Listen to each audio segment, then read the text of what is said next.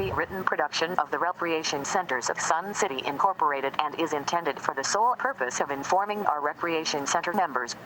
Any duplication, copying, transmission, broadcast, or use, including electronic and social media, is strictly prohibited without the prior written consent from the Recreation Centers of Sun City Incorporated. Thank you for watching.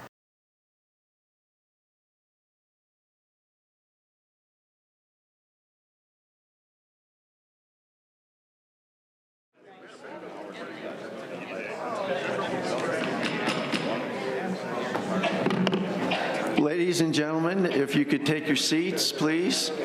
We'll try to get started here. First of all, those who are able, if you'd rise and we'll do the Pledge of Allegiance.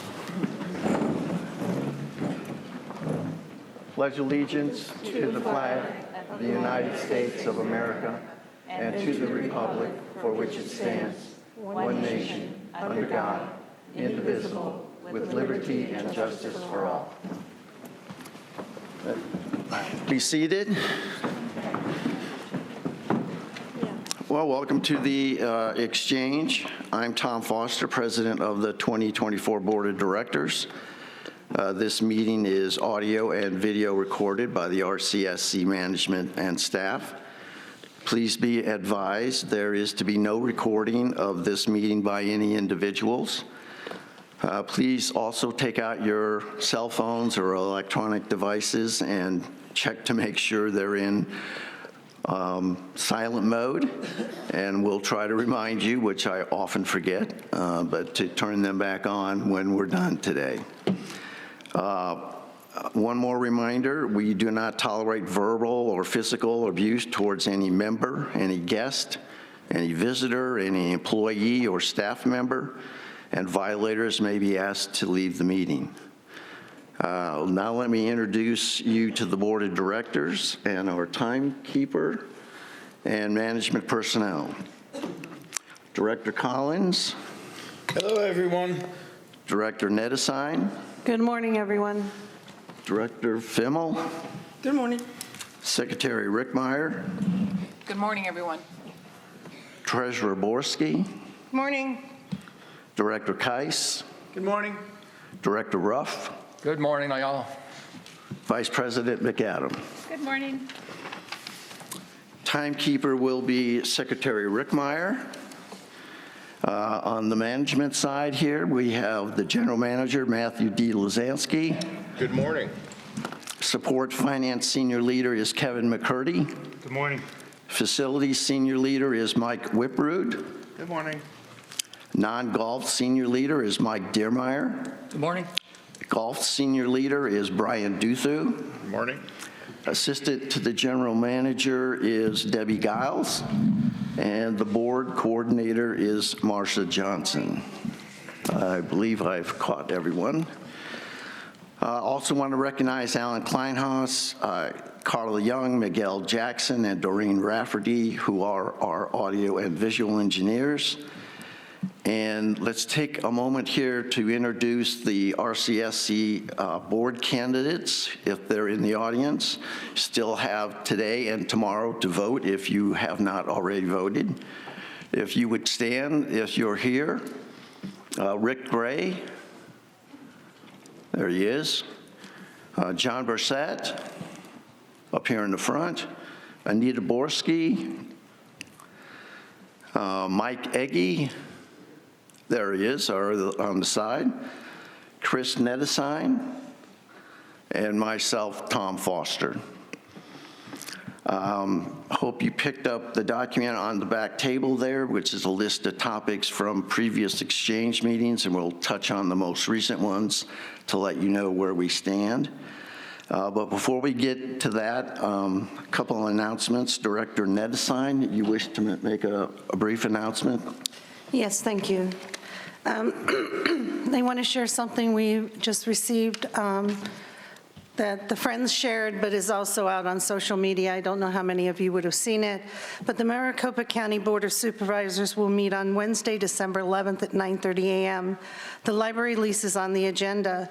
There is a link to the meetings page, and you can watch the proceedings online if you are interested. The info is at the Board of Supervisors meeting information, Maricopa County, Arizona. This is the info from the agenda. Lease agreement with Recreation Centers of Sun City. Approve and authorize chairman to execute a new lease agreement with Recreation Centers of Sun City Incorporated for Maricopa County Library District to provide public services at the following 2 locations. Sun City Library at 16828 North 99th Avenue with approximately 15,470 rentable square feet of building space, and Fairway Library at 10,600 West Peoria Avenue with approximately 4,365 rentable square feet of building space. This agreement continues a longstanding community relationship with the Recreation Centers of Sun City, Inc.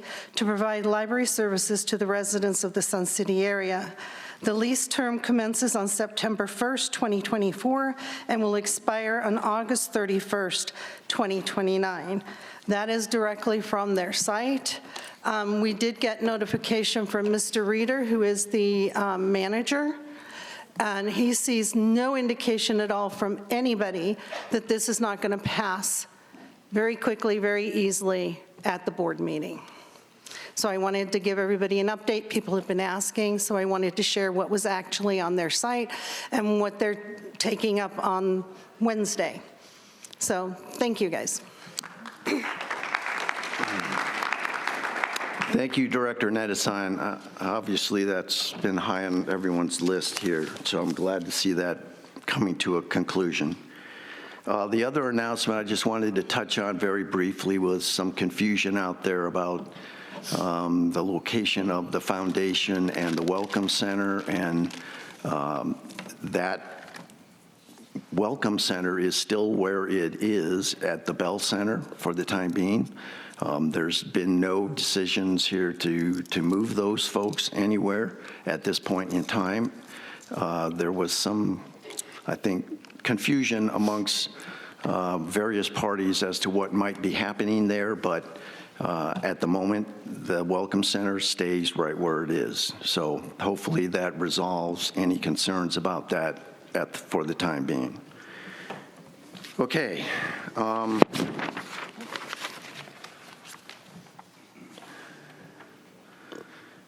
All right, I guess we're ready to open the floor for discussions. Don't want to go through the action. Oh, geez, thank you. I apologize. All right, let's take a look at the exchange spreadsheet. Billiard tables at a discount from the Tucson tournament. Support finance senior leader was going to check into that. My understanding is there was some actual budget money set aside for 2025 on that. Is there any further information on that issue or still pending? I'll take it. Yes, we have looked into the idea of getting some used ones at a lower price, and it wasn't worth that, so we're going to continue the replacement as we have. Okay. The next one was punch cards at $250. Please don't get rid of the 75-mile requirement, and there were no changes. So that is just as it was requested.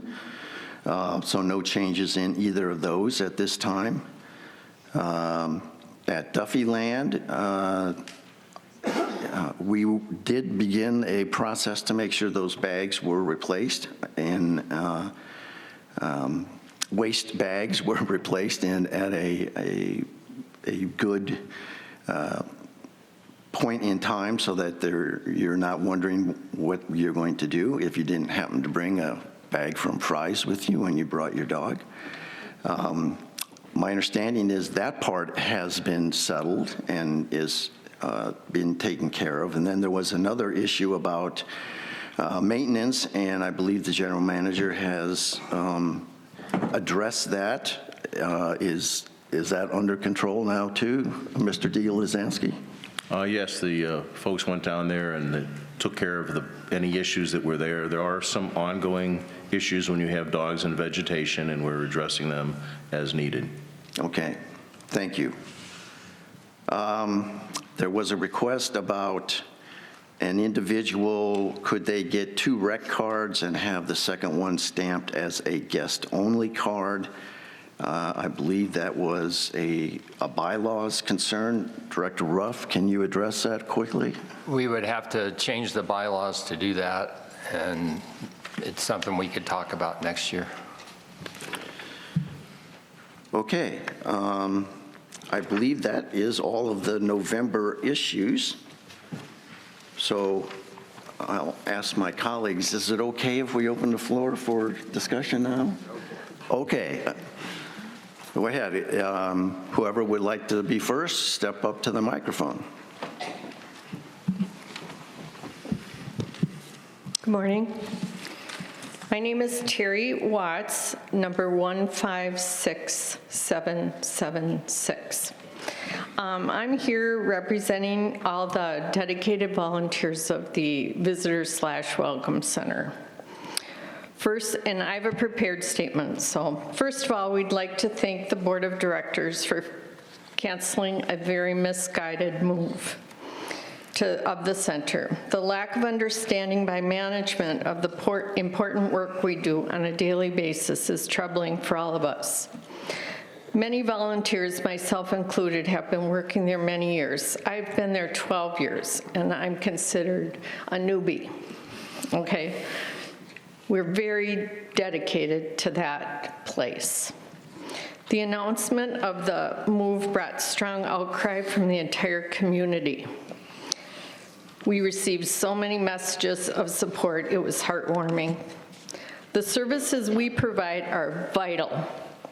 We help whoever walks in our door. Sometimes they just need direction or information, and we will even look it up for them on the internet and help them out. We appropriately direct them to someone who can help if we are not able to do so. Our space was renovated several years ago, and this is really important, with a bequest from a Sun City resident's estate. She wanted us to be there in a welcoming place far into the future. Personally, I've poured my heart into my volunteer job at the center. I provide tours and presentations during the winter season and have had people from all over the world. China, South Korea. The South Korean delegation was equivalent to like federal senators, U.S. senators coming to Sun City to see what we were all about. Germany, Japan, as well as from almost every state in the Union and Canadian provinces. Everyone, without exception, is appreciative and impressed. Many decide to join our beautiful community. I was just telling one of the realtors here today that I don't know how many houses we've sold for them. But in conclusion, again, on behalf of the dedicated and hardworking volunteers, I want to thank the board for reversing this decision and consider a cornerstone of the Visitor Center for our community. I have one quick question for Director Collins. Director Collins, can you give me an explanation on why this decision was made initially? I'm going to have to defer that to the general manager.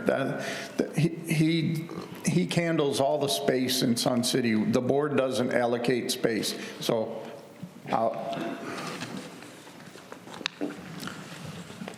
Thank you. Excuse me, General Manager Dia Lizansky, do you care to respond?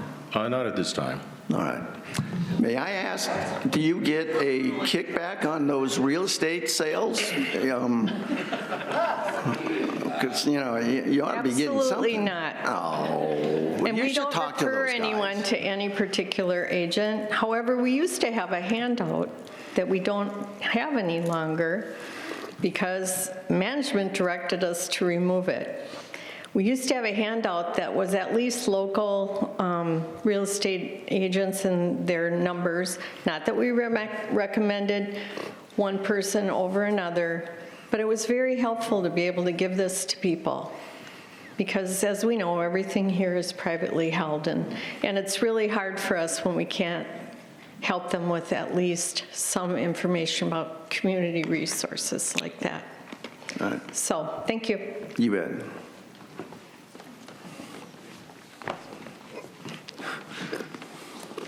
Hi, morning.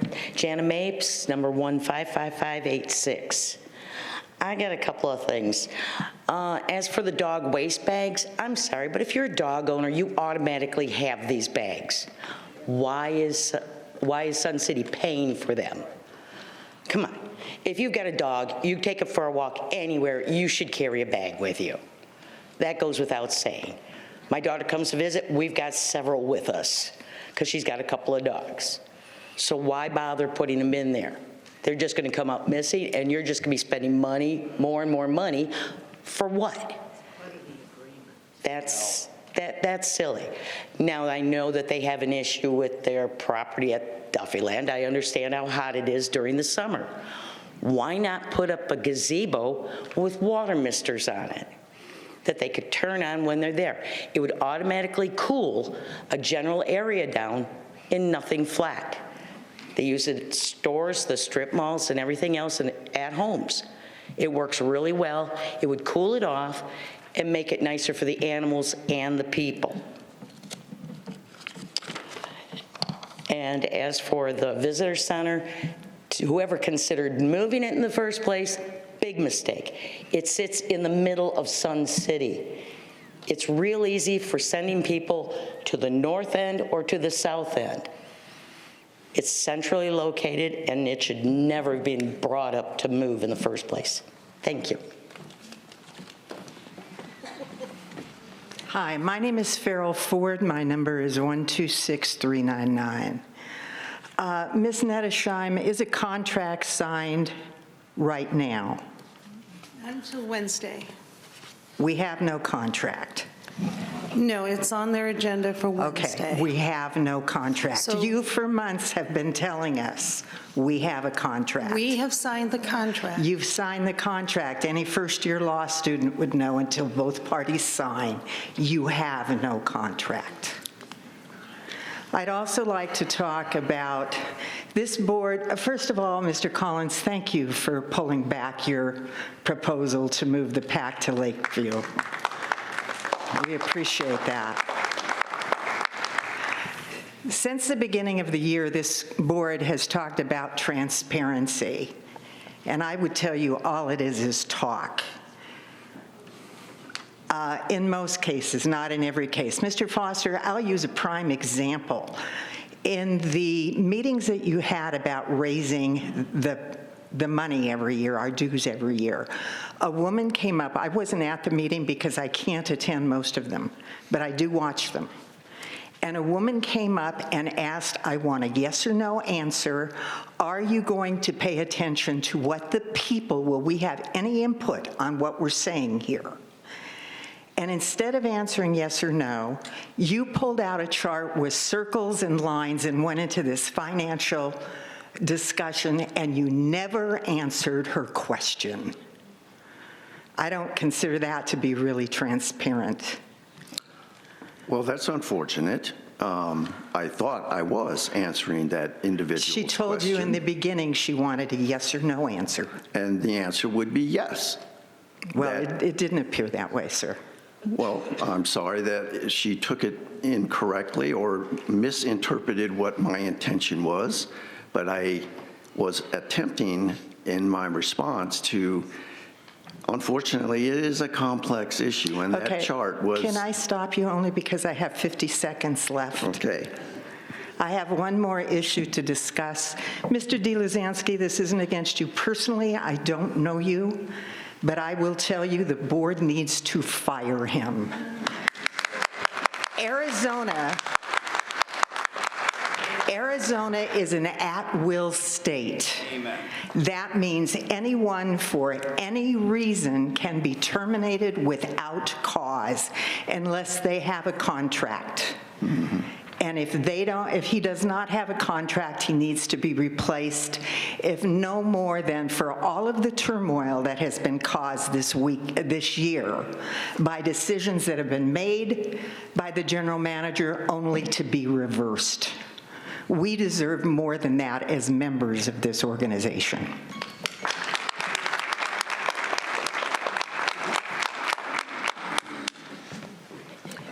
Good morning, Board of Directors and management team. Joanne Greeny, 106-561. My first comment I would like to talk about is the Sun City Foundation. And I donate gift cards every Christmas season for the residents that can't afford their annual assessment.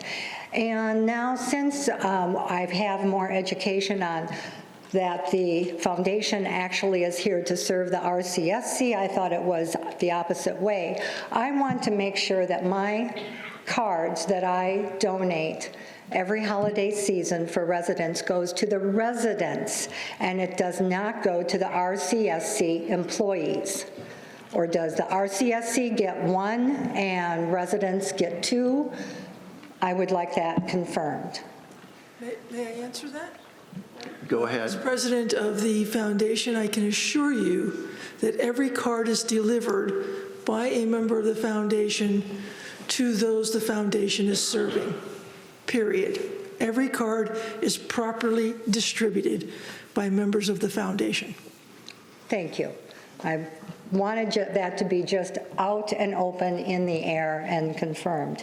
And I can see why the foundation is going to need more people, because you're going to need more money. We're going to need more money. There's going to be more and more and more people here, living here, team members, whatever you want to call us, that are not going to be able to afford this annual assessment that I'm sure is going to be going up to $1,000 or $1,200 a year within the next 2 or 3 years. So you're going to need grant writing, that I can see. That's the foundation. And also, I just wanted to, I understand that, I don't know for sure. I hope that we do not build a new building on the Lakeview property. We do not need to build a new property anywhere in Sun City. We have what we need. How can we even pretend to discuss about Lakeview renovation when Mountain View is 10 years behind renovation? And we have enough buildings. Also, I'm concerned about so many office spaces, churches that are going to be going under, Coco's is one example. All of these churches, I know that they are struggling. What's going to happen if they need to close? Well, now we're going to have some really big space that we might be able to fill with something else that we want in the future. And so I think that is it. I wish you all luck, and I'm sure glad we're not moving the Welcome Center. Thank you. Happy holidays. Director Collins. Just one thing is, with space, I need more space for all the clay clubs. They are just bursting at the seams, and I don't know where we're going to get it, but we definitely have to do some serious looking at our flat space and other things to get our clay clubs more. I mean, every center is just packed.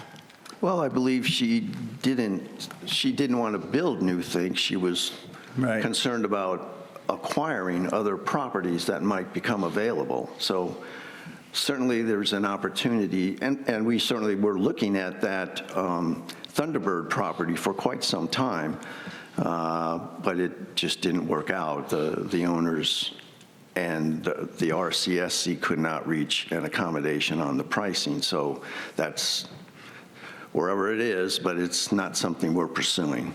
Other things may come up. Yes, Director Kais. Yeah, excuse me. I'd like to talk about your question about starting to talk about the renovation of Lakeview. I think we absolutely need to start doing it now. It's on the PIF forecast to begin construction or renovation in 2030. That's only now 5 years away. if we wait for a long time to start gathering information from people about what we can envision the Lakeview property to become, we absolutely have to have those discussions right now, or start them right now, because you got to gather information. Otherwise, we're going to be into the same sort of problem we've had with Mountain View, and that is going to be forever to get anything even started to begin. But you can't do it in isolation. I don't think you can do Lakeview property without having an idea of what we want as a whole for Sun City. But we absolutely have to start those discussions now, otherwise we're just going to be pushing that further down the road like we have Mountain View, and I don't think that's acceptable for any of us. Thank you. Good morning. My name is Arthur Allen. My number is 160372. I want to, first of all, thank each of the board members. You have a tough job, and you stood in line to get that job. And you get to sit there while we all come up and complain and moan and vent our spleen, which I'd like to do now.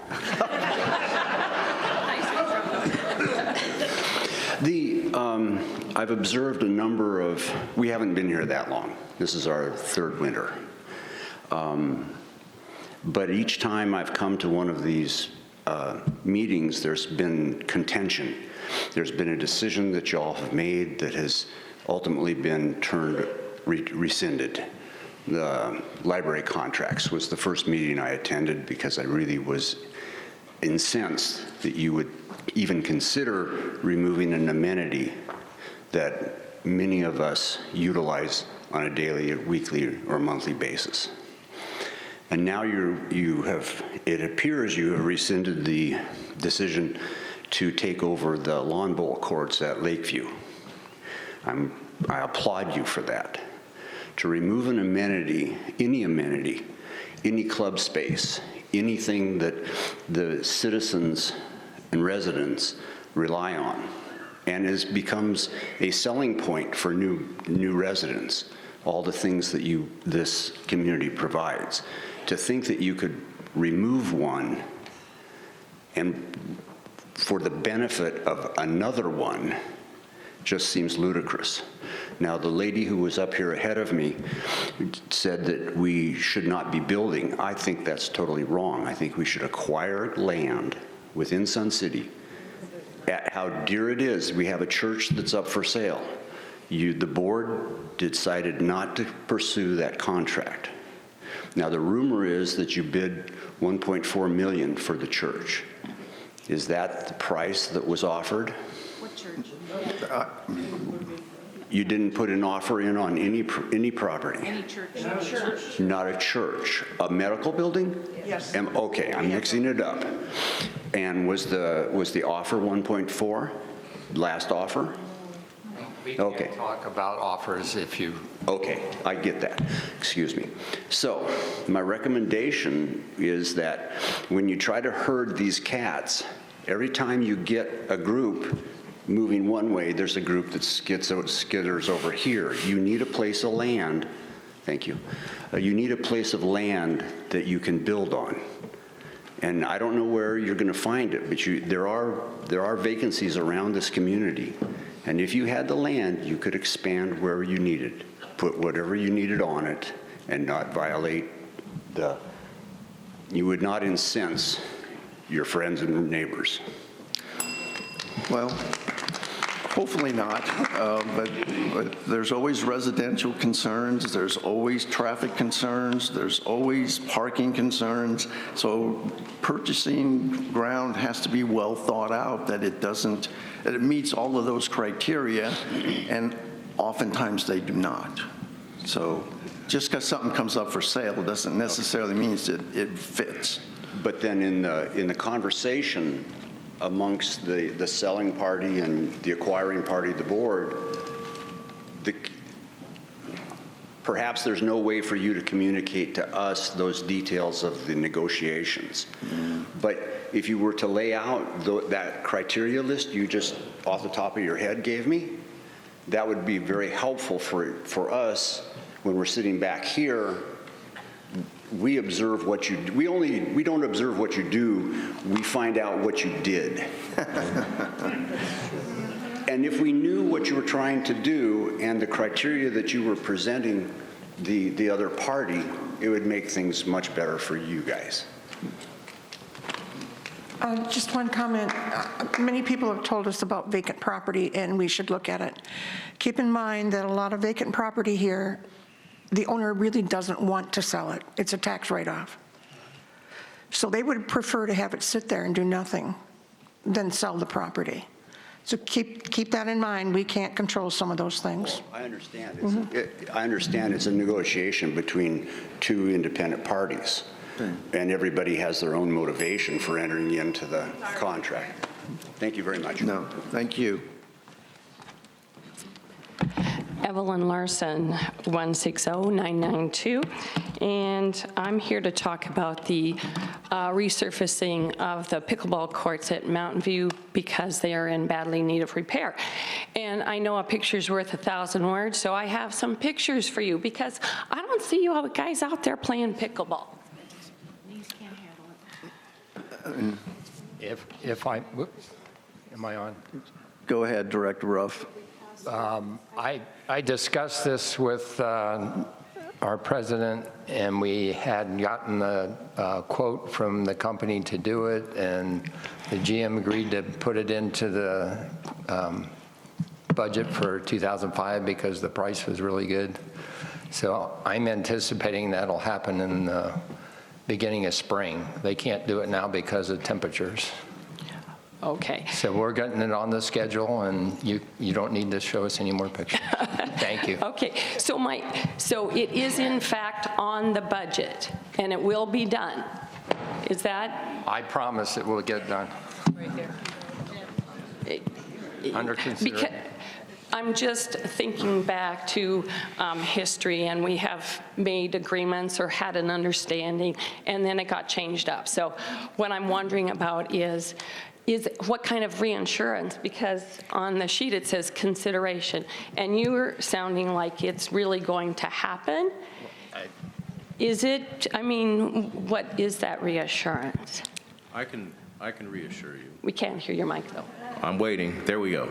So we have a lot of projects that go on throughout the year, and we have projects that come up, and we call them pop-up projects. Mm-hmm. So we have projects that we think we're going to do that don't get done. So there is some float in that.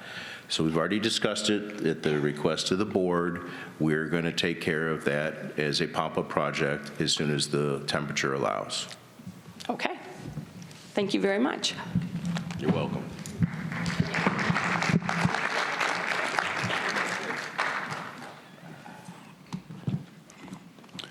Good morning. My name's Kirk Carlson, 147705. Just two quick comments. One is I'd like to second what someone said here about these quick decisions that are being made, and then they're thrown out and they're put back. It does seem like it causes a lot of turmoil here. And just speaking on the behalf of my wife and others in our neighborhood, just wondering if there's anything that can be done to have more discussion before that initial comment gets let out. I'm waiting for the next one to be, well, we're going to sell a golf course, or we're going to do this. You know, everyone says that will never happen. Well, it seems like it could. So that's a quick question that I could ask: is that something that can be done to stop this turmoil? Yeah. So can I speak? Go ahead. Okay, so we have a responsibilities matrix in place that has clearly outlines when things have to be brought to the board for discussion and what the board has approval for. That has not been in place for very long, so we are in the process of implementing it and working through it. What I can say is the board is committed to following this, and that we will be managing ourselves and our interactions with the general manager and his with us based on that responsibilities matrix. And we will be consulted and informed, and at times provide veto when necessary for things as we move forward. Okay, thank you. It'd be great to do that. And my other comment is this maybe goes over to Mike, but I don't know if this has been brought up before, but it was really frustrating when I was in line to purchase tickets for the indoor concert series, something that my wife and I enjoy and a lot of other people enjoy. A year ago, they went and allowed us to do it online. Now, for the past 5 years, I've been coming up here at 5 in the morning to get a ticket. I don't know if there's anyone else out here that has done that, but you get a ticket to get in line to buy your tickets. And then last year, they allowed us to buy them online. This year, the Friday before, I talked with Doreen, and she says, well, you should be able to still do that. And I went online on that Friday to check my account, and I wasn't able to do it. I didn't have a real good feeling that the system, and I had heard that there was a new system that was bought for doing the tickets. It's a company I heard out of Vermont or someplace, and I asked if a trial run had been done to try and make sure, because you're going to have a lot of people trying to log in and buy tickets. It's at 8:30 in the morning. So what I did is I still came here at 5 in the morning to get a ticket. And then I brought my computer with me, because then at 8:15, I started to log in, 8:30, started to log in, and even the poor people in the office over here, Doreen and her group, their system wasn't working. So it seems that the supplier that we bought this software from, or leased or whatever, didn't work.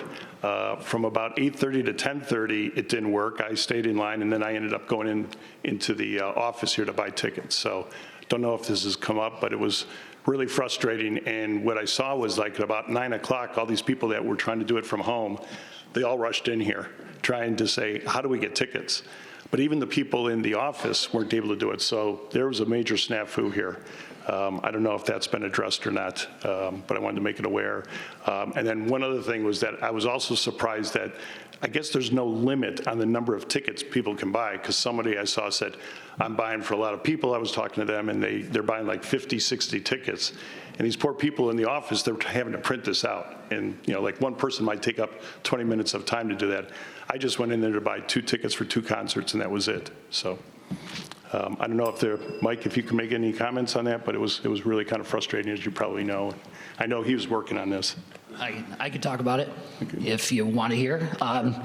We did have, this is a new system they installed last year, so this would be the second year we've used it. It was my first experience with it. We set up trainings at a time. I tried to do everything proactively I could, and they didn't deliver what they had promised. So we did have a little snafu in the first half hour, but we sold 395 season tickets the first day, and we did it in 2.5 hours. I was told it took them 3 days to do it last year. So we were done selling tickets with the line by 11 a.m. Was that for the season tickets or for the single? Season I came tickets. in for the single tickets, single concerts. Yeah, day one of the individual tickets we sold 1,333 individual tickets that first day. That took a little longer. We were done about 1, 2 o'clock in the afternoon. Okay. All I know is that the software wasn't working. The software is not impressive, no. Yeah, okay. It is not, I'm not happy with it. Okay, thank you. I will be looking at new. Hope you get your money back, or our money back. Thank you.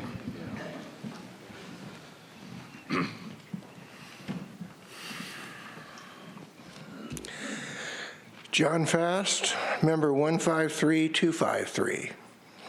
Ladies and gentlemen of the board, management, RCS members, thank you for the opportunity to share insights into a community I call home, Sun City, Arizona.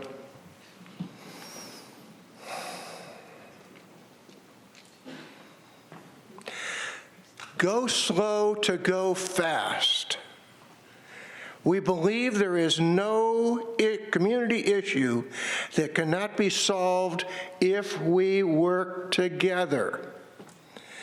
Those, my friends, are the axioms of the National Civic League, founded by Theodore Roosevelt in 1894. So as we sit here today, where are we in the decision-making process? As members, we are left wondering what in the world is going on behind the scenes. Plain and simple. It appears to members that appropriate due diligence was skipped because we have to make a decision. Almost all the due diligence steps that are required in a proper public procurement process were skipped or given short shrift in this plan. There's no feasibility analysis, there's no thorough analysis of need, there's no competitive analysis, there's no cost-benefit analysis, there's no alternative analysis, there's no analysis of the increase in ongoing operating costs that's in our budget. And there's no genuine attempt to engage the community. You find this funny? Okay. So many members have told me that they feel betrayed. Is it any wonder that there's a recall campaign? Go slow to go fast. When Director Collins displayed the courage to postpone an ill-conceived motion to rip out the Lakeview Lawn Bowl greens and place a windowless pack in members' backyard without consulting them, one director very sincerely asked a question: how do you unring a bell? I think the answer is simple. Let the Long-Range Planning Committee do the business cases for the projects that have been hurriedly approved, and let them report their findings to the membership at the membership meeting in March. Provide them the resources and access to information to guide them, and let them provide preferred solutions. We believe there is no community issue that cannot be solved if we work together. Thank you, and God bless.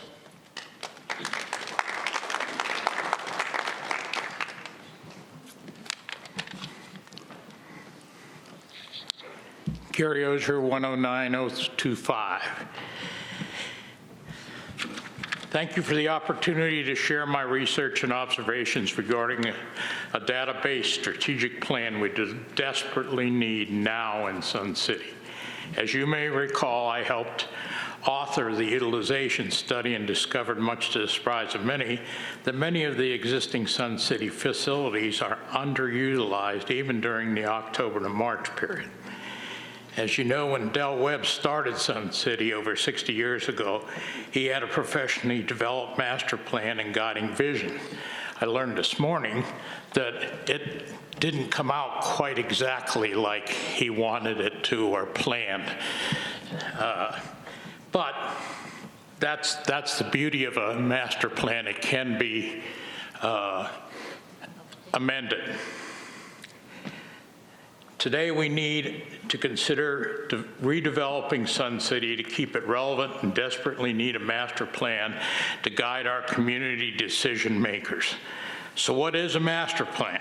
Quite simply, it is a plan that aligns the present and future needs and wants of the members with the present and future resources of the corporation. While it sounds quite simple, it is deceivingly complex in practice and requires everyone involved to work together. Having a reliable internal and external data to analyze is absolutely essential.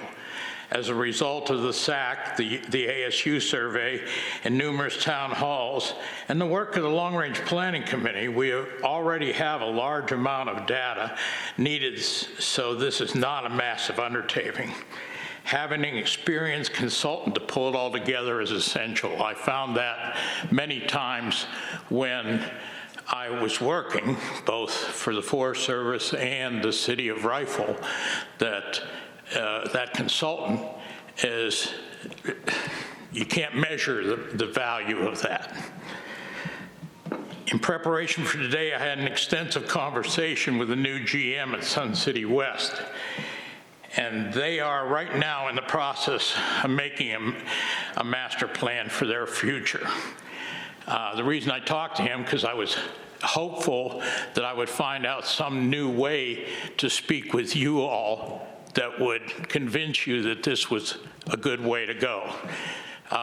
Unfortunately, their board had come to the conclusion already that they needed a master plan, so all he is there is to help guide it.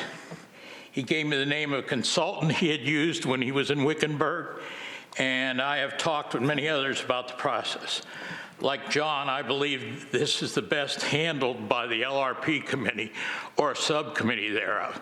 I'm happy to volunteer my time and efforts so that it can be seen and voted on by the membership meeting.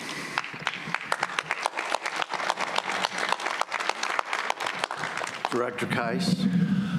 Yeah, Gary, as I believe you and Mr. Fass are aware, the Long-Range Planning Committee voted unanimously at the last meeting to put a motion forward to the board starting in January to get a master plan done for Sun City. I think it is essential, and the Long-Range Planning Committee is in unanimous agreement on that.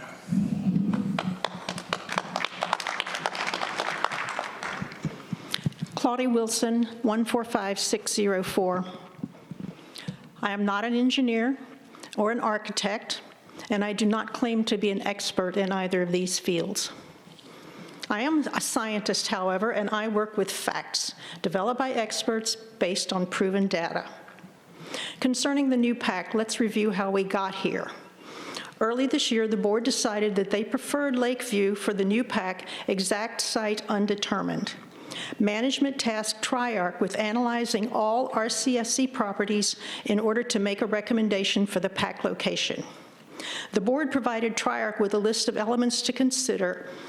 At last month's board meeting, Director Fimmel stated, I quote, "The board had said in these elements that the PAC should be at Lakeview," unquote.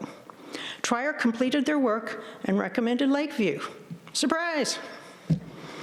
By putting its thumb on the scale, the board tainted the process, and the preordained result was obtained. I still believe that Bell would be a better location, with none of the Lakeview problems. But Triarch's presentation on October 31st did not once mention Bell. Secretary Rickmeyer stated at the exchange meeting on November 11th, and I quote, "Bell was eliminated because the PAC would be an isolated building and would conflict with the extensive recreational use of the property," unquote. None of that makes Bell unbuildable. And if Triarch provided facts to the board that make it so, what are they? Since I have yet to hear a reasonable explanation for why Bell won't work, I asked Secretary Rickmeyer for the most recent site analysis for Bell, and she provided it to me. It's dated February the 5th, 2010, and addresses all the larger properties.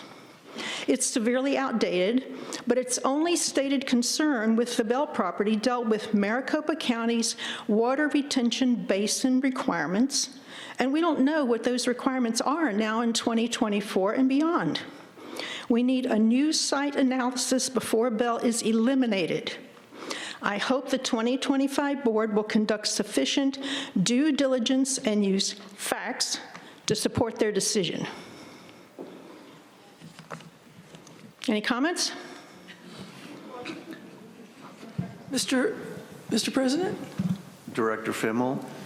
Well, I would make several comments from what I've heard, and I may want to go back to something that Mr. Fass said, that Mr. Dixon has said numerous times now about a windowless PAC. I mentioned at the last meeting that we had that there are many architectural buildings on lakes with open facades. So the concept that this will be a box that no one will see the lake from is disingenuous. As to your comment about surprised that the answer was Lakeview, please be assured that I had no conversations with the architect engineer about where this PAC should be put. And I'm not sure that I'm aware that any of the directors had any discussions with the architect engineer as to where this PAC should go. I quoted you. That was from... No, I'm not talking about what you quoted me. Yes, in the elements back in January, the board of directors suggested that the PAC would be best at Lakeview. There's nothing confusing there. At that same meeting, the members said they would prefer that we continue to consider Mountain View, and so the board did.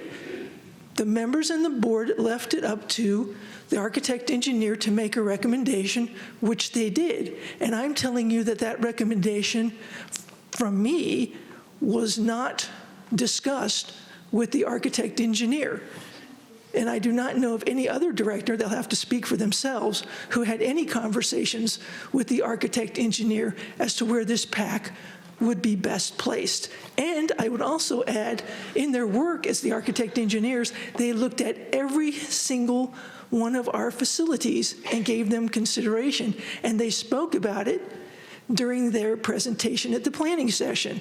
Now, did they give more time to Mountain View and to Lakeview in their presentation? Yes, they did. But they briefly explained why none of the other facilities were preferred. They did not mention Bell. And you did say, and I'll read your quote again, the board had said in these elements that the PACs should be at Lakeview. That's pretty unequivocal. No, that was the recommendation. I'm telling you that was the recommendation. I went over with you just now how we got to the point where we say we'd be guided by the architect engineer. I'm not saying there's anything wrong with what you've said, other than the fact that you're saying that this board informed the architect engineer in some way that it was their desire to have this PAC at Lakeview. And I'm telling you, from me, they did not. You're contradicting yourself.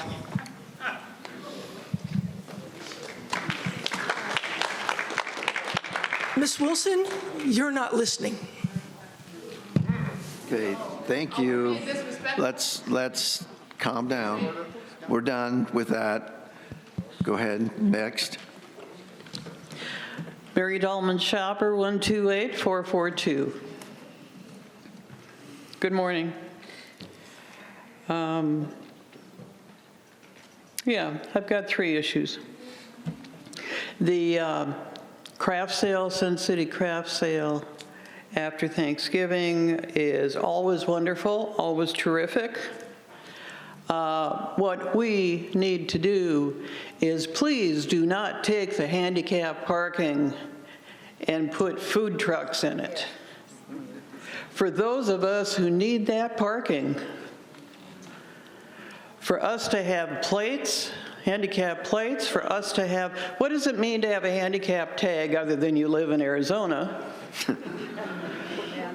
Is that you cannot walk 60 feet without some type of walker, cane, or my favorite equipment, wheelchair. My husband's in a wheelchair. So that has to be redecided for next year, because we ended up in the hinterland.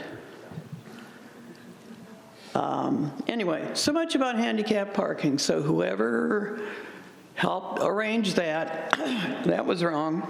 Mr. President. Well, let's let her finish first. And then. The next thing is that what is short-term? We all have these lists, and the status says short-term. What is that? Short-term, as far as the library, I brought the issue forward in April. I was significantly told that, oh, don't worry about it, we'll have it done. And I said, December's going to be here before you know it. And here we are. We are days away from December being done. And the last thing about the PAC. Yes, I've heard from this podium about Del Webb, and this was his vision. I also heard quote that Lakeview was supposed to be the star. My response to that is, we moved into Sun City because it's supposed to be a community. The community is sold to the public of come and be a part of the community. Not that we have one star, that is Lakeview, and the rest just kind of came along. Doesn't matter if you're phase 1, 2, 3, whatever, as long as you are on the lake. So I don't think, and I heard this here too, I applaud the person who said, what are we going to do? Shoehorn the PAC into Lakeview and on the lake. We're either community or not.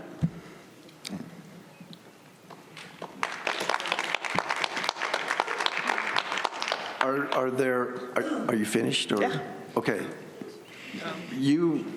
I'm sorry. Yeah, Director Collins, you have requested some time. Thank you. I am well aware of more than just that one concern. We had a bunch of them. The people were not happy with the back doors being locked. There was that food truck issue. There was not getting permission from the church to park there. The COC will be involved in that next year, right from the very beginning, to correct these issues. And I'm sorry that it happened. Thank you. Okay. Tom, can I speak? So, Mary? Okay, so Monday morning after the Fall Festival, I did have conversations talking about we should not be putting food trucks on the handicap parking spaces. We had conversations. There was a commitment that we will not put food trucks on handicap parking spaces going forward. Okay, so I did have that. With regard to the library, I came on the board in April, and the library issue started. I have been working consistently since then to get the leases signed, to make sure the leases are outlined, to ensure that the Friends of the Library have a space and nothing impacts them, that RCSC has what they need, and the Library County MCLD has what they need. I wish it could have gone faster. I really do. But unfortunately, once it went into Maricopa County's hands, they looked at, and I can only, this is conjecture. It looks like right, so there's not much I can do at that point. I thank you for your effort. Thank you. I do. So those are my two answers to your first two concerns. Director Borski. I just want to clear up one thing about the Fall Fair. The Fall Fair is not organized by any RCSC committee. It's organized by a group of people from a center that organized the entire thing. It is not a sanctioned event. So they had some not so great leadership this year. And we know that, and you know that. And next year, as Director Collins said, we're going to get involved from the very beginning. And I believe they start in January or February. So we'll be there, and we'll walk it through and make sure everything was taken care of properly. Thank you. Short term, what does short term mean? I can't define that, I don't know. Mr. President, can I answer that question? Go ahead, Director Because it goes back to my time when these templates were first started. And so we had three categories. Current, which was what we were working on based on prior meetings of the membership for the exchange. Short-term means stuff we were not going to be able to do immediately. And of course, complete items are items that were ultimately completed. So once something was presented to us by the membership, we tried to get it done as quickly as possible. There are some things that cannot be done that way. And so they went on the short-term list so that they would be at the forefront for us to be keeping an eye on. Sort of a bit more of a to-do list rather than being able to do something immediately. That's why we have a short-term. It means we're actively considering those items and working on them, but they are not complete. Could a disclaimer be put on this on this listing that's handed out that short term is 3 to 6 months, that we finally have an answer in 3 to 6 months? We would hope to certainly have an answer as quickly as possible, but some of the items that may even be on the short term are pretty long. Some things take a while to get done. To me, in my business background, that says it's kind of a holding place that you may or may not ever get to. Well, the ultimate is to get all of the items on this list to the completion box. I agree. But if you don't know when you're going to take the trip, it doesn't matter when you buy the luggage. It really doesn't. Director Borski, did you want to add something? Yeah, I just want two things quickly. When things get on this list and they're not listed as completed, we constantly look at them. We don't just put short-term and never look at it again, so keep that in mind. The other thing is, at the last meeting, we got a couple comments about we need to be trained to know how to use our microphones. I want you all to know we don't have control of our microphones. That's controlled by somebody else totally. So when we pick up the mic and we can't respond to you immediately, it's not our fault. Yeah, I'm not. Okay, no, I'm not preaching at you, I'm sorry. I didn't want you to feel that way. But I just want the audience to know, we have no control over this thing. Okay. Could there be, I know that my 3 minutes is done. Here's my last request. I'd like to see at least a summary at the exchange meetings of where we are with the budget, or someone talk to it, instead of saying, we've got all these things, and trust us, we're okay. Don't ask us any questions about the budget or what we're doing on major projects or anything like that. That's my request. Thank you. Can I ask a clarifying question? Go ahead. Okay.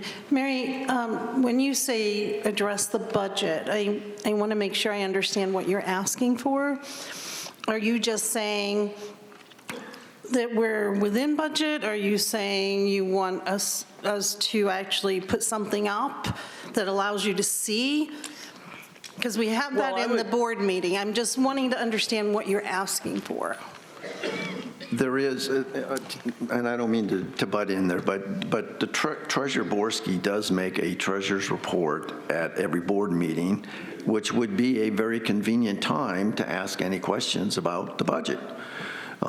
Because she does do a very high-level review of where the budget stands year to date. So if you're reading that and paying attention, you will glean a fair amount of information from that. And if it's not satisfactory, then please come back and tell us that it's not giving you the information that you need, and we'll see if we can't figure out a way to make sure we get you what you're looking for. I believe it to be a missed opportunity, because here's the people you're serving.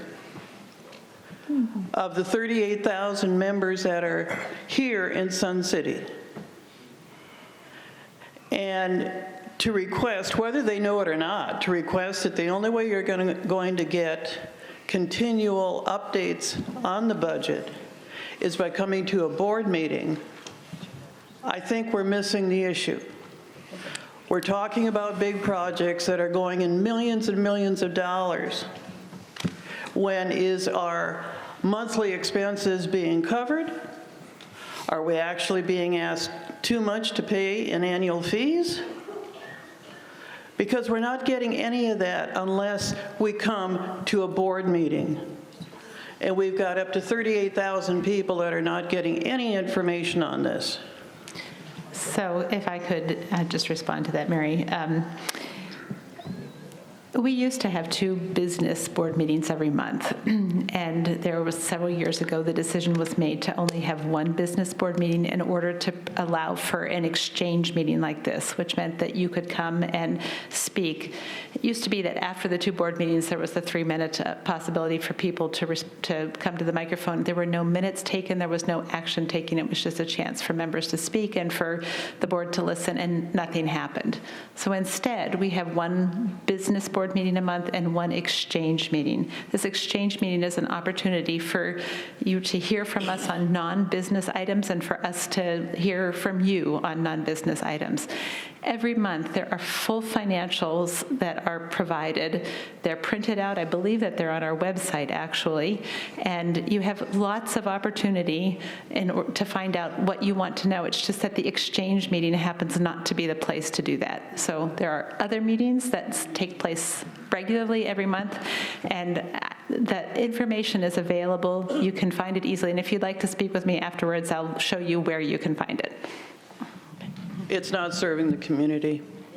It just isn't. How difficult is it to put one more page of paper with this? I'm ready to go. Don't worry about it. I'm not trying to cut you off. but One page of paper of summary of where we are on any given month, so that if there is a question, we can have it. I certainly think that's available, but in any event, thank you for your comments. You've been up before. Is there someone else who hasn't spoken who wants to? I was going to address a different issue. Yeah, just hang on a second and thank you. Good morning. Darla Akins, 54010. And I've heard several people speak, and I thought I just need to get up and I need to speak again, because what I would like to know, and I think a lot of people here would like to know, is just how many more failures do you and this new general manager going to let happen before the end of the year? You wanted to buy a building that we didn't need. That didn't work. And if you had gotten the Mountain View renovation done, that probably would have took care of your space issue. Then you decided that we needed to close the libraries. That didn't work. Then you decided that you need to stop issuing the punch cards. That didn't work. Then you decided that you know better than anyone else where the perfect location for the Players Theater was, and that didn't work. Then, finally, you decided that you needed to move the visitor center, and that didn't work. It's like, I'm sorry. What is it going to take for you guys to realize that there's a lot of dysfunction going on over here with the board and with this new management? Then you also did a hostile takeover with the Sun City Foundation, because I'm on the foundation board, and they came to us with these grandiose ideas, and we decided we did not like what their ideas were, so they decided to bring in all these new board members so they could outvote us and get what they wanted anyway, which is pretty much what they try to do. If they don't like what we're saying, because they listen to us, but it's only to pacify us. They listen to us just so to make us happy, and then they go and do what they want to do anyway, because, I'm sorry, transparency kind of went out the window. So they brought on all these new board members and all these new people so that they could outvote us and get what they want. And yes, they are trying to do grants through the foundation, but the grants are not going to help our people here that need the foundation help. They want to do it to help moralize or to help enhance the social activities. I think we got a lot of social activities here, and because people can't afford to pay their assessment, they're not going to be able to participate in the social activities. There are 10% of our community is under the poverty level. And I don't know if it's about you, but there's been a lot of houses for sale here lately. Anyway, I just wanted to know one thing. I know a lot of you have heard about buyer's remorse. I would like to know how many of you now have voter's remorse. Mr. President. Director Fimmel. I'd like to talk about the Sun City Foundation, especially since I'm the president. And I'd like to give you a slightly more honest view of what's really happening with the foundation today. Some of you may recall, well, let's go back a step. The foundation for quite some time has had 7 members, which is the minimum number of members that are permitted. You might recall for many months I asked for volunteers to join the foundation. Please, we need volunteers, join the foundation. We weren't getting volunteers to join the foundation. And one of the foundation members decided, after 20 years of outstanding service to the foundation, that they wanted to move on, and they resigned from the foundation. That left 6 members of the foundation. That's not a quorum. The foundation could not meet. The foundation could not perform any of the work that needed to be done on behalf of the members. So the board made some decisions, one of which was that obviously we needed more members on the foundation. We did get some volunteers. The board chose those volunteers to join the foundation. There's certain ratios that are required by the foundation, which meant that additional board members had to be named, and also former board members are on the foundation. Those members were to be seated at the foundation meeting so that we could do the work of the foundation. But before we could even seat those new members, the existing 4 members, not the president or vice president of the foundation, but the members themselves, got up and walked out of the foundation meeting. There's no hostile takeover. The board was doing its job of adding additional members to the foundation so the foundation could do its work. And I don't think that I need to tell the members of this community that bringing in monies to the community through grants or through any other mechanism helps all of the members in terms of paying the assessments. This is the reality of what happened at the foundation. Thank you for your time. Mr. President. Director Collins. Thank you.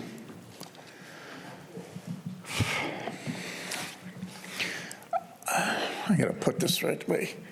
I sit up here and I listen. And yes, I let you down. We did not have I did not take enough and look at what was going on. We did not remain in budget. And pickleball, I've been trying to get that done for a couple months, but we did our best to stall that until it got too cold. And now it'll have to wait till spring. And maybe we should have accepted the loan float. They offered to float a loan to us so we could pay the money to resurface. Maybe I should have took them serious and brought it back, and maybe they could have had it before winter. I'm sorry.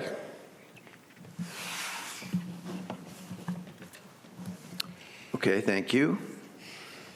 Do we have? Hi, Ruth Mackay, 159538. I agree that there's dysfunction, but I don't think it's anything to do with the board. I think that this board is doing a really great job, and I'm very impressed with how intelligent everyone is. I think the dysfunction is with the community. They don't realize that they could go to committee meetings and participate and find out information so that if they do happen to show up for a meeting now and then, they would know what's happening and they wouldn't be so surprised about what's going on. So I wish that people knew that they are very welcome to go to committee meetings, and sometimes they're allowed to give their input at the committee meetings, and they find out a lot of information that I've found out when I've attended a committee meeting.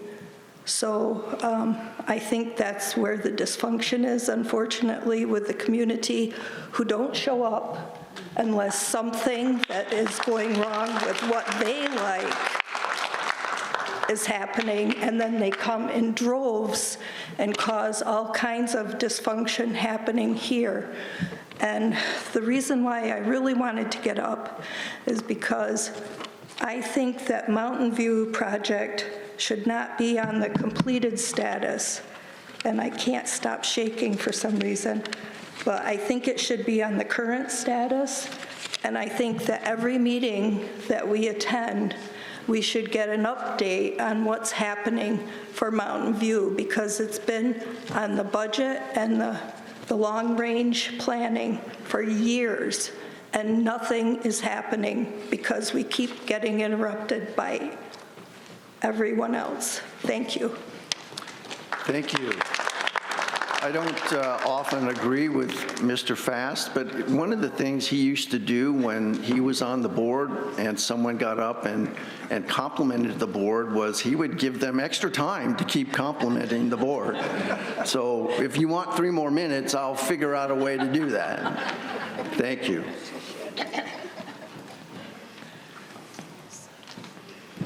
Ben Roloff, member number 12663. I come in peace. No one needs to be defensive.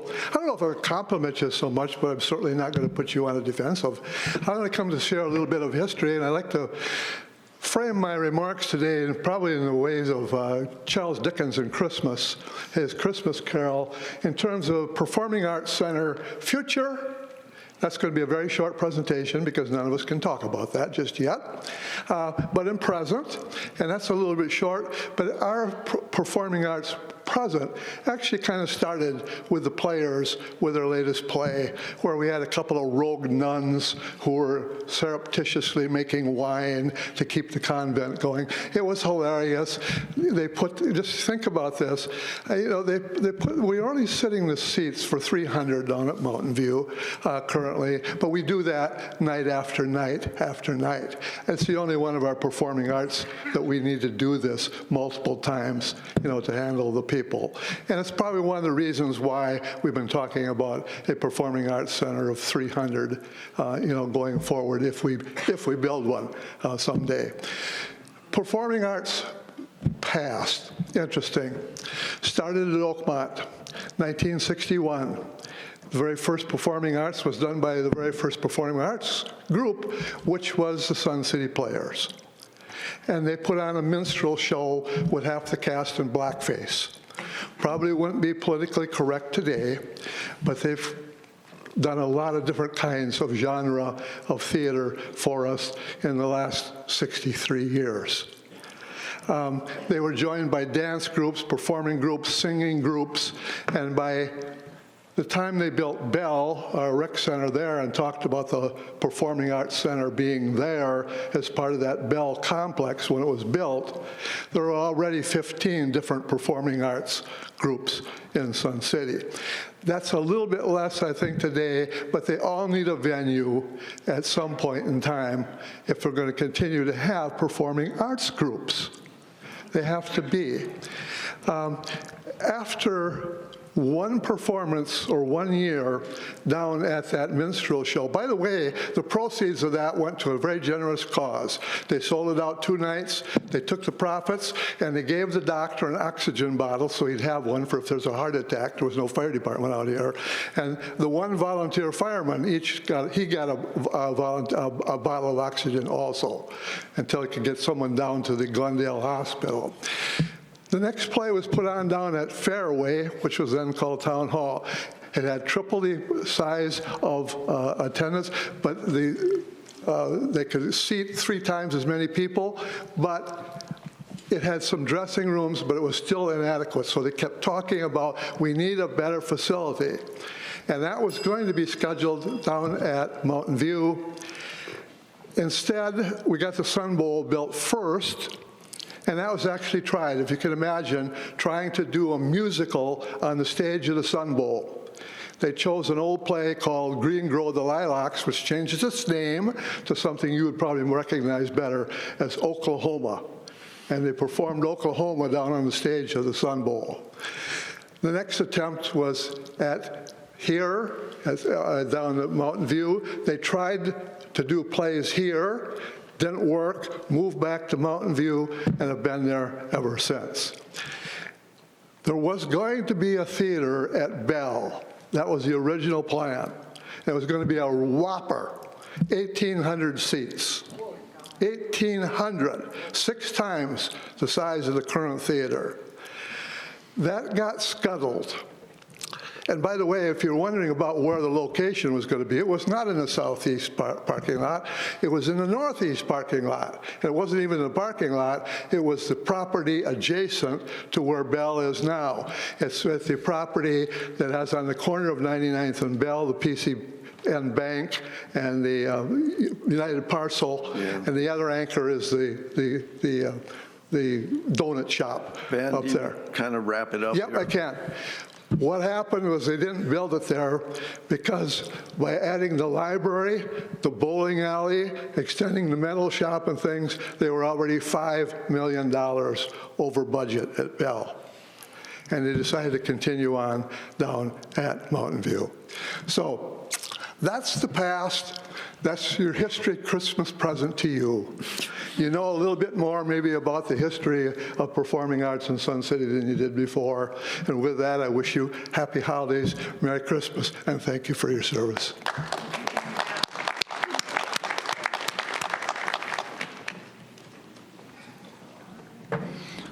Bill Pearson, 133438. That Ben Roloff is a really smart guy. It was a little over 3 short years ago that we had 3 armed police officers in this building, and the board scuttled off through the back doors after 2 minutes on the stage, so I have no voter's remorse. None. I call it progress rather than perfection. Thank you for your service. I've lived here 21 years, and even though that board, as they went out in 2021, I said, thank you for your service. It's a thankless job. You all know that by now. It's been a rough year. I would hearken back to one of the best things that I ever saw come out of the board was the utilization study on flat space. 27 flat spaces, Karen? The only one that gets utilized properly is this room. Everything else is underutilized. Sun City West, in their wisdom, put together a space allocation committee and said, how can we use our space better? You guys got to do that next year? How can we use our space better? Before you add another square foot to the 300,000 plus square feet we have, figure out how to use what we have. Just saying. Finally, unlike Ben, I'm not opposed to doing shameless plugs. Mr. Roloff and I are doing a presentation at the Lifelong Learning Club, end of January, first part of March, first part of February, and it's called The Marketing of Sun City. The selling of Sun City, it's fascinating. We've been putting it together, and it's this big. I think we're starting on a Monday and finishing on a Thursday. I'm kidding. It's a 2-hour class, but we're going to invite people in. A lot of show and tell. It's going to be really cool. But here's my point. After all of our research, here's what we've come to understand about building a sense of community. The members matter, always have, always will.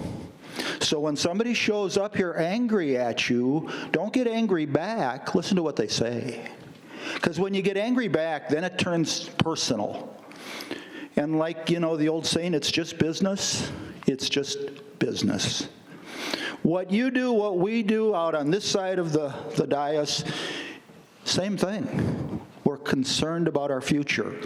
Let me leave you with this single thought.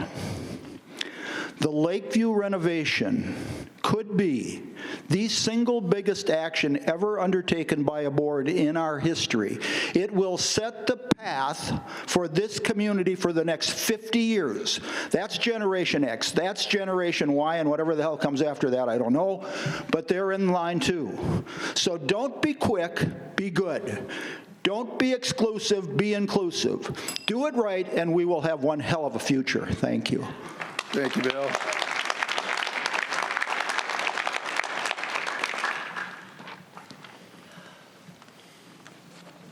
Good morning. Linda McIntyre, 123216.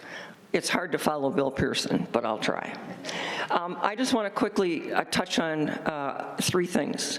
I don't want it to be missed that the 5-year planning team also said in our work that Sun City needed a master plan. I don't want this group to think that we weren't thinking of that and felt it was essential that we have a master plan. Also, on Ruth's comment about people not attending and members not participating, and surprises coming up. The surprise about the visitor center move. If anybody looks at this sheet and goes back, October 14th of 2024, why were visitor center hours cut? Is it manned by volunteers? Why keep it open? That was the topic. Action date. 1 part-time staff and volunteers run it. Working on a plan. Close the week of Christmas. Will reopen in January 2025 at the Fairway Rec Center. That was on this sheet in October. Who was asleep? That's my question. Why was this a surprise? It's frustrating to me that the staff was blindsided, that the board apparently was blindsided, and the members were up in arms. There is a failure somewhere. This is very troubling to me that so many people, and especially the staff and the volunteers, when this was printed on this piece of paper, what happened? That is very problematic. This wasn't a surprise. It's in print. And I forgot my third thing. And I know it was really important. Oh, the Performing Arts Center. Anita and I were looking through old foundation records, and a surprise came up. We found a document from, I believe, 1994. It was a feasibility study done for the foundation to raise $5 million for a performing arts center, 1,500 seats. It's this thick. And the company that performed the study said that yes, $5 million was feasible to build a new performing arts center. I don't know if the location was determined. We didn't read the whole study, but it's out there. So it did happen in 1994 that it was being reviewed. So thank you very much for your service. It's been a tough year, but you have all managed to come back and sit up here and have a great holiday, and thank you very much. Thank you. Director Borski. Just as a quick addition to what Linda said, I find it in 1994, 30 years ago, the 2 sites were eliminated, Mountain View and Bell, back in 1994. The foundation did start the process to raise the money, and it was turned down because the organization that was going to handle this wanted $350,000 to do it, and the foundation could not afford that. And that's what happened to it. Anyone else? 2 sites were turned down, so they were eliminated. And I haven't read it all. I'm disappointed I don't hear the clip-clop as you come up to the podium. I think you're very brave to walk here barefoot, I'm just saying. Yeah, probably. All right, Susan Bjork, 112650. I'm up here just to, I was content listening, but after all the conversation, number one, Chris, I want to thank you for this RASCI document. You know, you guys have had a tough job this year, and I believe you were trying to be transparent in communication, but somehow the wheels have fallen off, and I think I have a reiterated comment that I've commented to you plenty times before that might help that. But with regard to the RASCI document, I hope what you'll put on there is important moves or eliminations that are critical to Sun City. I understand that the general manager should be responsible for space allocation, but when it impacts something such as a critical marketing function, we weren't moving the accounting department. They were moving a critical marketing function of Sun City. I would suspect that that would go through the board as something that you would provide input to. It seems to be common sense. It's not, I mean, that's what oversight and direction is. So I've written down a couple things in response to people, so let me just, So my comment about transparency and communication, one of the things that I've always asked for is, I understand that you went to the architect, and while maybe none of you mentioned Lakeview as your preferred location, GM wasn't mentioned there, or management, so we don't know what conversations went on there, but that's not really the point. The point is that you had the architect look at all the different locations. The presentation was minimal, to say the least. What I would expect from an organization looking to make such a monumental spend and understanding that there are other options is you look at all the options concurrently and you say, over here at Lakeview, these are the elements that would be available in that facility for this amount of money, and here's the pros and cons of it. Here at Sundial, we could maybe build on a room for the Players Club to store their items and consider retractable seating that is conducive to this type of flooring and won't damage it. And what would that cost to spruce this place up? And compare that to building a completely brand new building and all the pros and cons. Those are the options that I think people were looking for, and that was what was expected. And I don't think I'm just talking for myself. I know I'm not. And so I think that's where the communication broke down. Russ, can I borrow your time, please? Thank you. So I just think that, you got a lot going on, I understand that, but think about the big picture of it all, not just one piece of the picture. That's where it fell apart. And thank you for the master plan. We've been thinking about this for a long time, and Linda mentioning that the 5-year planning committee brought that up, and somehow the monies got eliminated out of the plan. Don't know how that is, but there was mention of moving the Lakeview money up because we're going to be building at Lakeview in 2030. If you start using that design money now, that's 5 years. Isn't that kind of a waste of money? I think let's look at the master plan and then decide, hey, should we move Lakeview up? But number one has to be Mountain View.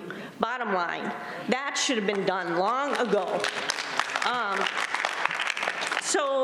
And Darla, I'm sorry, I disagree with most of what she said.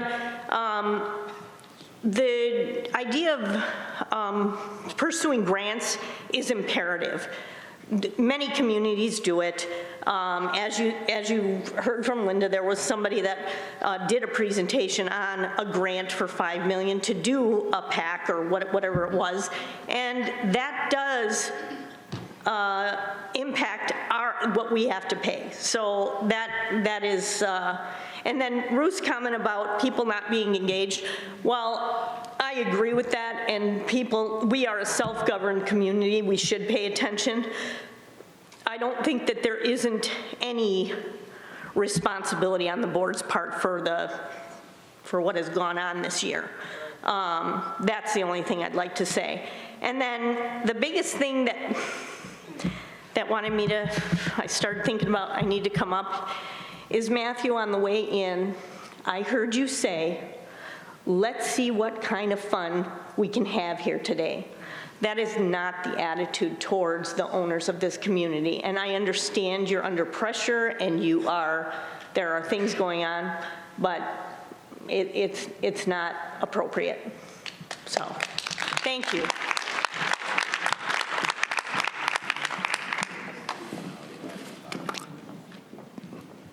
Do we have, okay? Tom? Yes? I'd like to address her last comment. Okay. So, Susan, I understand that maybe you don't think that's appropriate, but given the life that I live and what things I have, if I don't have some fun and humor every day, I wouldn't have any sanity left. So I'm sorry that that offended you, but I wasn't meant to. I'm talking that we always know that it's going to be an interesting time in these meetings. So the attitude that you have makes a big difference. And so I look at this as another opportunity to learn and to enjoy the privilege I have of being the general manager. Thank you. Go ahead. Good morning, Lori Ellingson, 133335. First of all, I have always thanked the board for your time, your energy, everything that you do. You were thrown into a hornet's nest, and from previous years, from previous boards. And there are so many things that you are dealing with, so I do want you to know we appreciate everything that you do. Two suggestions is that might make things easier. At one point, we did have an ethics committee, and if we brought that back, or a fact-finding committee. 90% of us here remember the TV show Dragnet. Joe Friday would go up and say, "Just the facts, man, just the facts." That's what we need. We don't need opinions. We don't need what individual people want.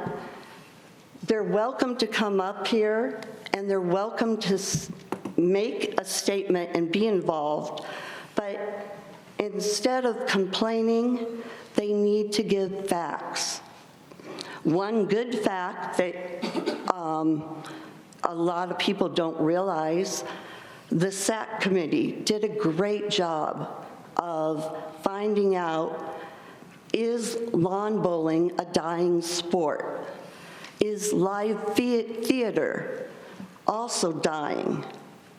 If you could bring those facts forward, that might help the rest of the community to understand the decisions that you're making, and that would be helpful.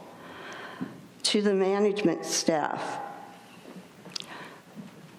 if you could try to do a better job of researching a project before you start it.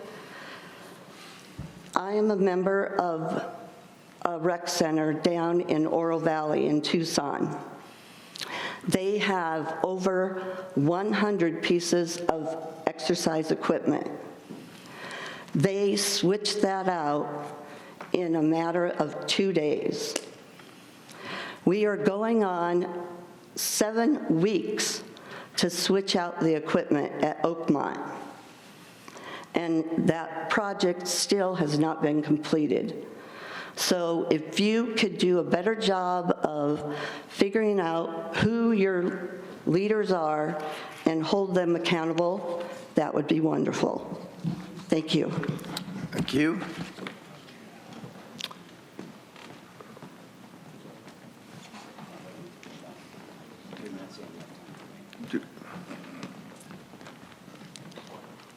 Evelyn Larson, 160992.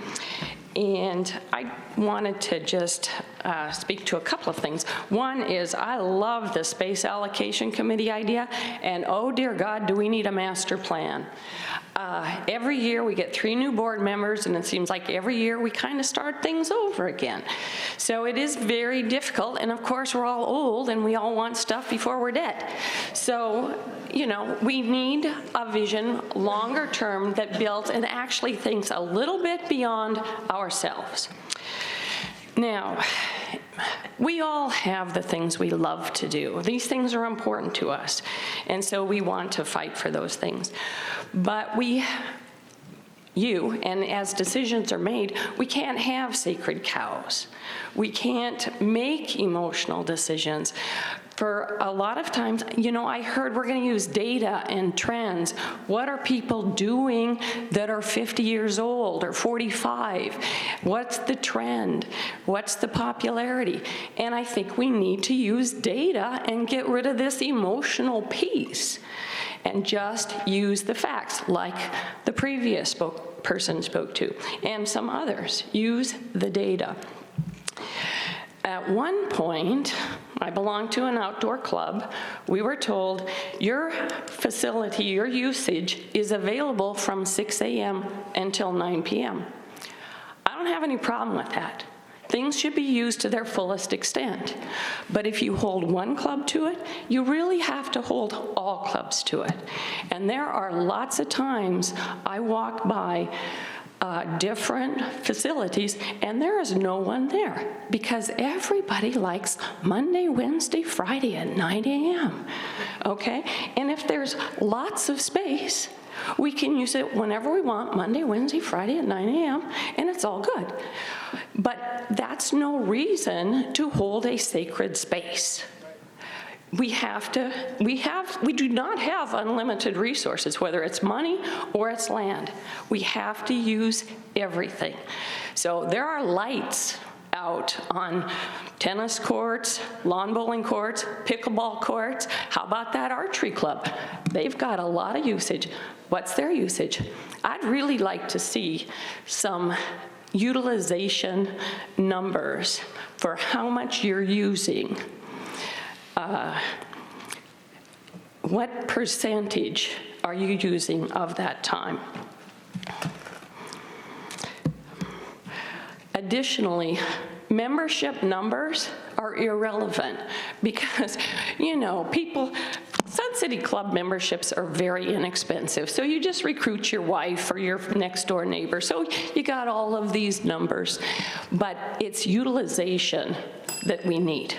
And instead of borrowing my friend's time, I will come back again. Okay, thank you.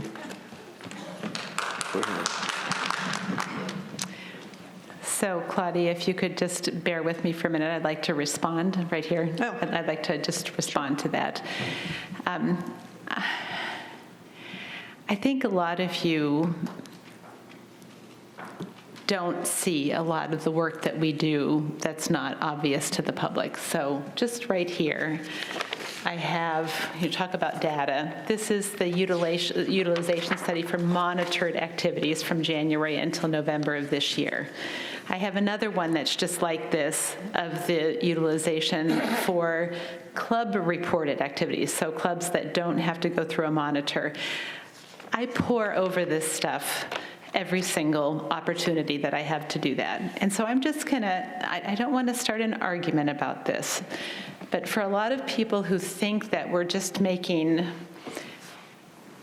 decisions by pulling things out of the air because we have particular things that we want to protect, I'm just going to give you a couple of numbers that I think might be interesting for you. So there are, that I know of, 4 active retirement communities in the Phoenix and Tucson areas that have performing arts centers. The one that we're most familiar with is the one in Sun City West. And by the way, it is true that Sun City West, decades ago, built a 7,000-seat theater that they had to end up closing down. Some people say that, well, they closed down their theater, why do we need one? Well, they'd have a 300-seat theater. And I have the actual utilization of that from September 1st to April 30th. And it's divided in each day into 4-hour segments from 8 to noon, from noon to 4, from 4 to 8. And there are lots of days where all 3 of those are filled. I found 6 days in that period of time, which is 240 days from September 1st to April 30th, where the theater wasn't used. 6 days, which means if you had retractable seating, there would be 6 days where it would make sense to pull back the seats in order to have flat floor space. So I'm just saying, I understand the arguments for and against. I think that you don't have to agree with me, but I think I have come to a conclusion that a theater is going to be used so much that it makes no sense to have retractable seating. It's going to be used every single day. One of the other 4 places that has a theater is in Green Valley, which is just south of Tucson. 206 seats. They have 56,000 patrons per year that attend that theater. So we can have an argument about, well, why don't we fix up Mountain View? Why don't we put retractable seating? But we are actually looking at data. And I know, John Fast, I see you, and Gary, I know we disagree about this, and it's okay to disagree about this. But I want you to understand this is not an emotional response. It's actually based on real data. So while I'm at that, let me give you another piece of data. I looked at the lawn bowling numbers at Lakeview from January 1st to November 30th of this year. There are two clubs that use the lawn bowling facility. There's the Lawn Bowl Sun City and the Lawn Bowl Lakeview. The Lawn Bowl Lakeview had 4,728 registered uses, and the Lawn Bowl Sun City had 728, for a total of 5,456 individual registered uses of the Lakeview Lawn Bowl greens. Divide that by 11 months, it comes to 496 people per month. You divide that by 30 days, it comes to 16.5 people per day. And I understand that number, well, if you're closed from May until September, that number gets changed. But I think it might be helpful for you to understand the difference in terms of scale of people and usage. We talk about wanting to make sure that our properties have the highest and best usage. I get it. They're world-class lawn bowling greens that are serving a currently very vocal but relatively small portion of our community. If we had a performing arts center there, I can almost guarantee you that it will be used every single day and probably almost to capacity. I get the fact that the people on the lakes don't like it and they don't want that to be the case, and I know that you're going to want to speak to this. I've spoken to a dozen realtors and asked, do you think that building a performing arts center would reduce or increase the value of homes that are on the lake? You may not agree with me, and you probably don't, but without exception, we believe that it would actually increase. Having a performing arts center as the jewel of the community on lakefront property could actually, you could say, I could market my home by saying you're within walking distance of an air-conditioned, wonderful facility that has the potential for actually improving values. It's a two-story building. Well, so is the donut building that we have there. It's a two-story building. So we listen to this. We hear your arguments, and I understand that we're not going to agree on these things, but I also think it's important for you to understand that we actually have taken an oath to do what we believe is in the best interest of the entire corporation and not a small sliver that whenever something happens, there's a change that becomes very vocal. So I think we need to be able to have these conversations. I think we need to be able to understand. We listen to you. I hope that you're listening to us and that you're understanding that this is not based on hostility. It's not based on, I have a personal interest that I'm trying to protect. It's not based on those things. It's actually based on our honest evaluation of what our history is, what our usage is, what our potential is going forward. And I probably am going to get crucified for having said this just now, but it's my plea to you. This is my last member exchange meeting where I'm sitting on this side of the table, and I just feel like it's important for you to hear me and a little bit of my heart about this as well, and an understanding that as we approach this, we actually are looking at the data very, very seriously. Do we listen to members? Yes, we listen to members, and listening to the members led to stopping a plan that was moving forward that I thought was actually, it was not my favorite plan at the beginning, but I became convinced that it actually was the plan that was best for the interest of our entire community and our entire corporation. So please, as you come and disagree with me, please do it kindly, and let's make sure that as we do this, that we are actually looking at real numbers, real usage, and the best and highest good for everyone. Thank you.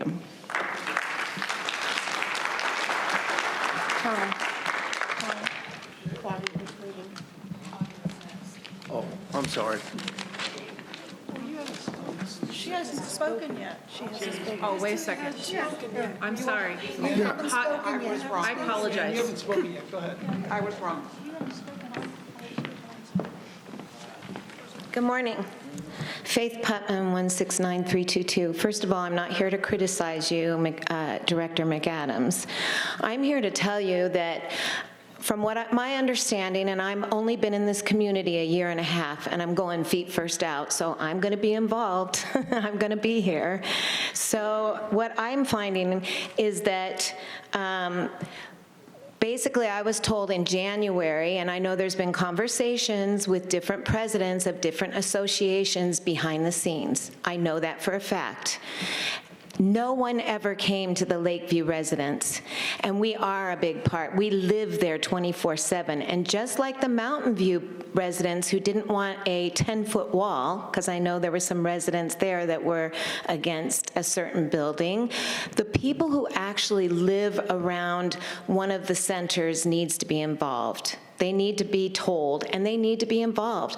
So from January of 2024, I'm understanding, at least the president of the lawn bowls was told, nothing's going to happen to your lawn bowls. Val, okay, that was what was told to her.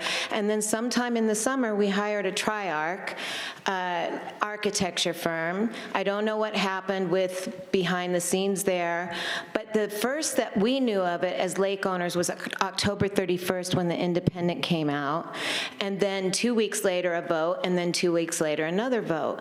But I can tell you from sitting back here, what I heard from the board members was you trying to convince us that your decision was the right one, even without us having a say prior to your vote. We did not know anything about it.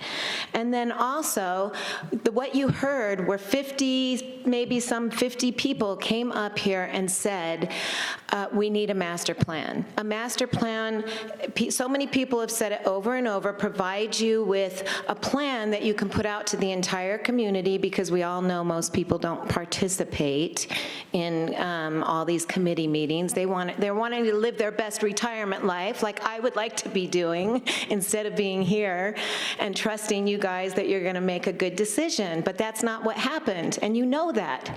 It needed to be put out over a long period of time so people could see it, read it, and digest it, and that didn't happen.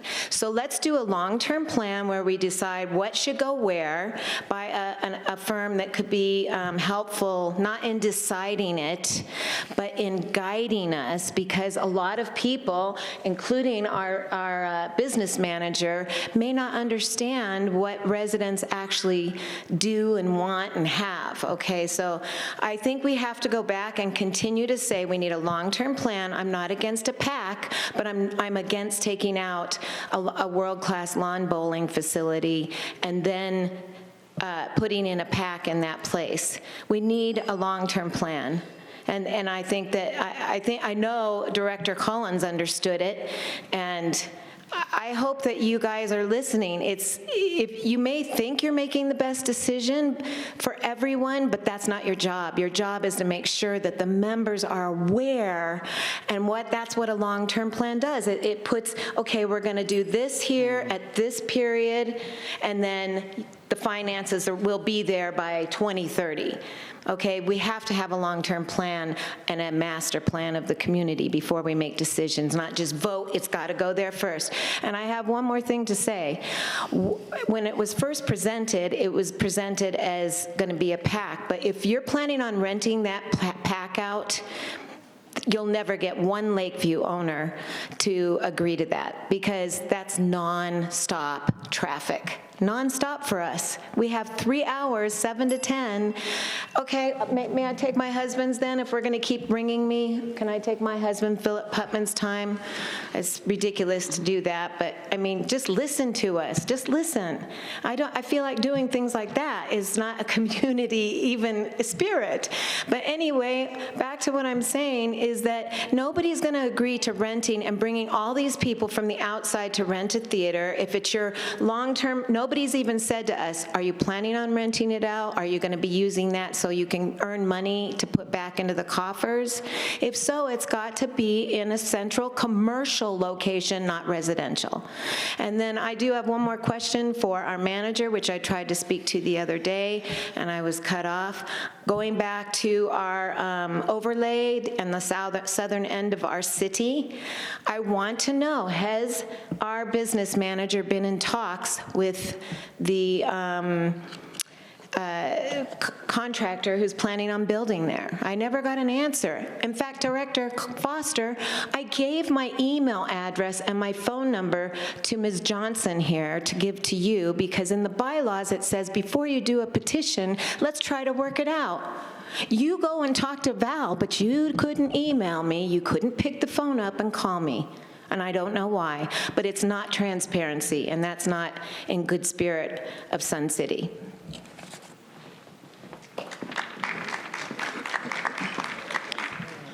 Claudia Wilson, 145604.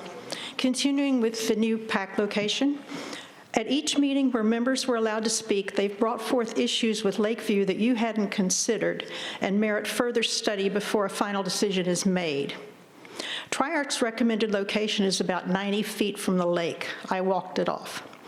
How will excavation and heavy construction affect the new liner that required months and $6 million to install? Will it cause erosion or in other ways destabilize the liner or cause a new leak?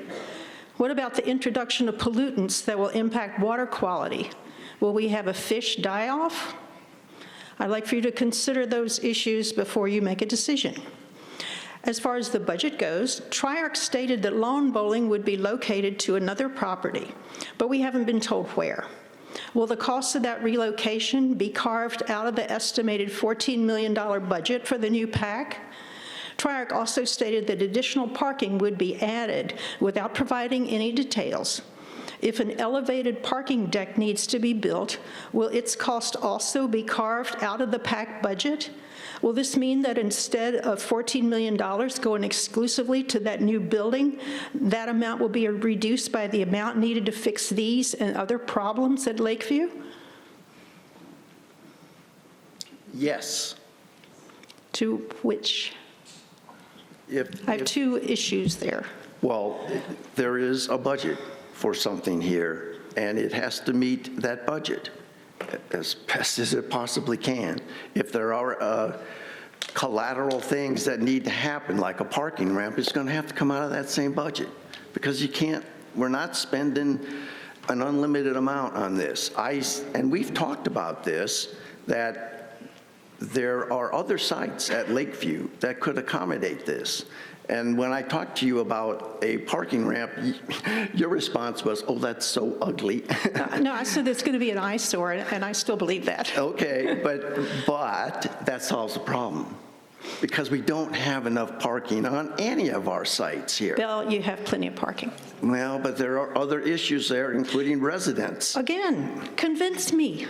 Show me the facts that makes Bell non-negotiable, that we cannot build at Bell, because from my point of view, and again, I'm not an expert, I'm just a member asking questions, but if you think Bell is really not under consideration and should not be, convince me. Give me some facts that show that it is a lesser opportunity to build than Lakeview, because all I see at Lakeview are problems. Well, perhaps you and I should sit down and walk through this rather than take this time up. But I think there are other sites at Lakeview that are potentially could satisfy a lot of concerns here. I'd be glad to hear it. Okay. As I said before, I'm all about the facts. And I just feel like that the presentations that I have heard are kind of skimpy on facts. And other people have mentioned that too. So that's where we are. Convince me. All right.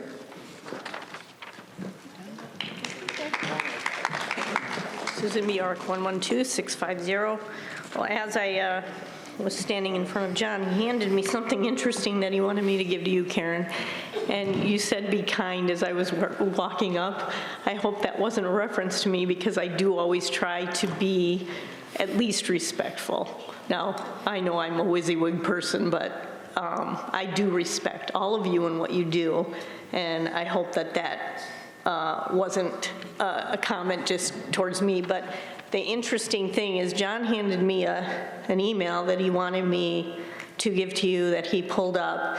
It's actually from me in the end of February, so imagine that. And it's relative to utilization and data detail.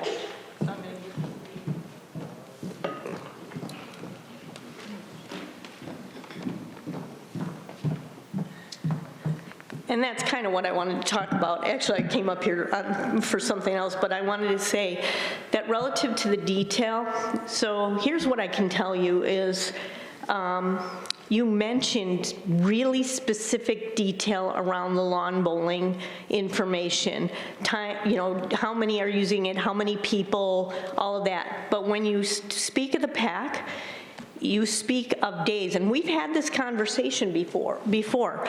You speak of days. How many hours is it used, and by how many people is what? And if you have the data, that's what I said, bring that forth so people can understand that detail. The other detail Kat brought up just now was we meant for the PAC thing to be an open air stage, but that isn't anything that we were privy to. And I think that's a significant detail that would help understand what is going to be going at Lakeview. So you can respond after I'm done, but why I came up is, Matthew, while I appreciate your response to me, I think why, it's hard to sometimes not take offense, and I think why I didn't plan on saying anything, but when the point was brought up about the visitor center, and all of these people wanted to understand just what happened. Your response is no comment at this time. That is not engaging the membership, which, again, we're a self-governing community. Just think about your words. It's not a good way to engage with the community. So, and then the other thing is explaining what the plan is. If you're gonna put a big 2-story building on the highest point of Lakeview, it looks much taller. If you're planning to excavate out that area, that would have been a detail. At the town hall, I mentioned an executive report, generally that is good for executives to understand what is truly being sold, is to list the considerations, the assumptions, and the detail around, the high-level detail around what's going to happen. We didn't get that at the town hall. You can go back to... No, you don't need to restart the clock. I'm pretty much done. I'm just saying go back and listen to what I had made a suggestion about. And I'm happy to help people do that. That's what I did for a living, was executive presentations. So I think that would help in the communication to the membership. Thank you. Mr. President? Yeah, so this is just very quickly. You're asking for data and how it would actually be used. If you go online and you look at some of the presentations that were made by the SAC committee, there was a presentation, I can't remember if it was June or July of last year, on the PAC that actually includes a few slides of the reservation data for the Stardust Theater at Sun City West. And I'd like just to point out, the Sun City West has 4 community clubs that use that theater. And as I said, it's divided up into morning, afternoon, and evening. You can go back and check and see what that data is.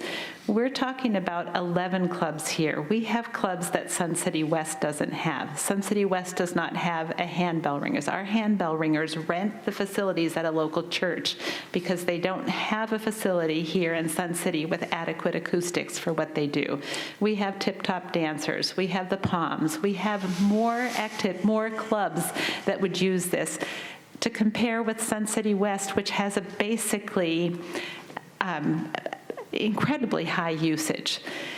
The question arose about whether we're going to use it as commercial activities. Faith, you were asking about this.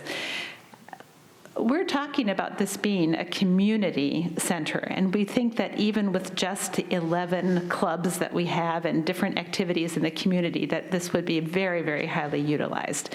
But I would like to just point out one little thing that happened this year that was new for year-round residents, is that a number of activities were offered during the summer months that have never been offered before. So with shows, magicians, game nights, that sort of thing. It was incredibly well received here. And I'm just going to ask, so we were looking at utilization for a PAC, and Sun City West does not use their PAC during the summer months, the 4 months that they take off in the summer, hardly at all. They do all their maintenance and everything during that period of time. But we had a really, really incredibly grateful community here of people who are year-time residents that said, you mean I could go in the middle of a 115-degree day into an air-conditioned theater in order to watch a movie, in order to watch a show? These are things that we really view as being incredibly beneficial to our community. And I just want to point one thing out. People are all up in arms about $14 million for a PAC. Next year, we're going to spend $6.5 million to fix the Quail Run Golf Course. I think it's the year after that, $4.8 million to build a new maintenance building at the Riverview Golf Course. The South Golf Course has a $15 million budget to bring it into compliance with the Arizona Department of Water Resources Water Management Plan. Folks, I know $14 million sounds like a lot, but where are all the people who are worried about all the money that's going, and that's just 3 out of 8 golf courses. Please understand this in the larger context of it. We're talking about an amenity that has the potential to reach every single one of our 36,000 members, and not the 4,000, 5,000, or 6,000 who play golf only. We're spending multiples of that to keep our golf facilities up, and what we're talking about doing here is trying to just create one facility that would be available to every single member in this community, and I believe actually would be used by every single member in the community. Director Fremo, I need to just comment to, or clarify to a comment that was just made. I've talked a couple of times about buildings on lakes and open facades. I've never commented with regard to our current architect engineer. I've not seen any design. I don't even know that there is a design.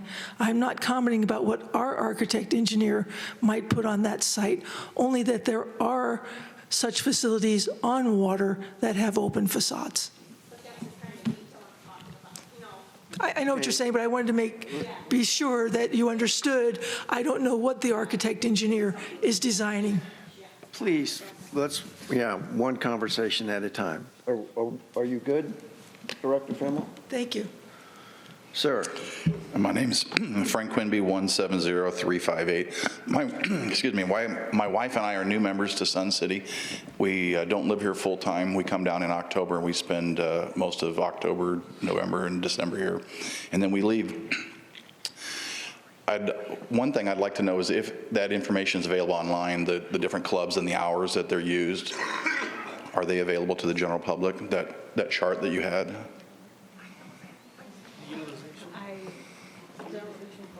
Can that be made available to the public?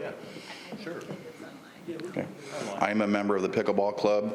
Outside of golf, I would venture that that's probably one of the largest activities that's in Sun City. 76,000 plus as of November 30th of this year, and that is based on twice all of Marinette being shut down for weeks at a time for resurfacing and repairs.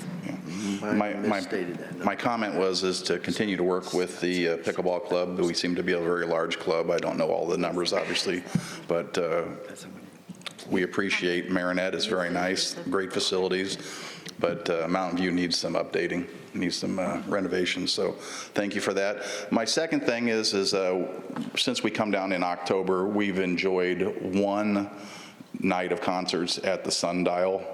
It seems like the weather is still very good in October and November. Is there any reason why there can't be an extended season to the concerts that are at the Sundial? Sun Bowl, I mean. This is Sundial. Sorry, Sun Bowl. Is that controlled by the RCS?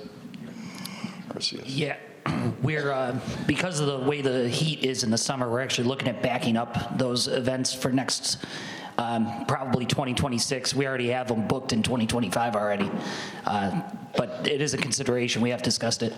Yeah, we came the 20th of October and we were able to meet one concert. That seems pretty silly that, and the temperatures were 15 degrees cooler than normal, so it was still plenty warm and no reason why. Do you have information on when people normally come back, when the population booms, when people are here to enjoy those concerts?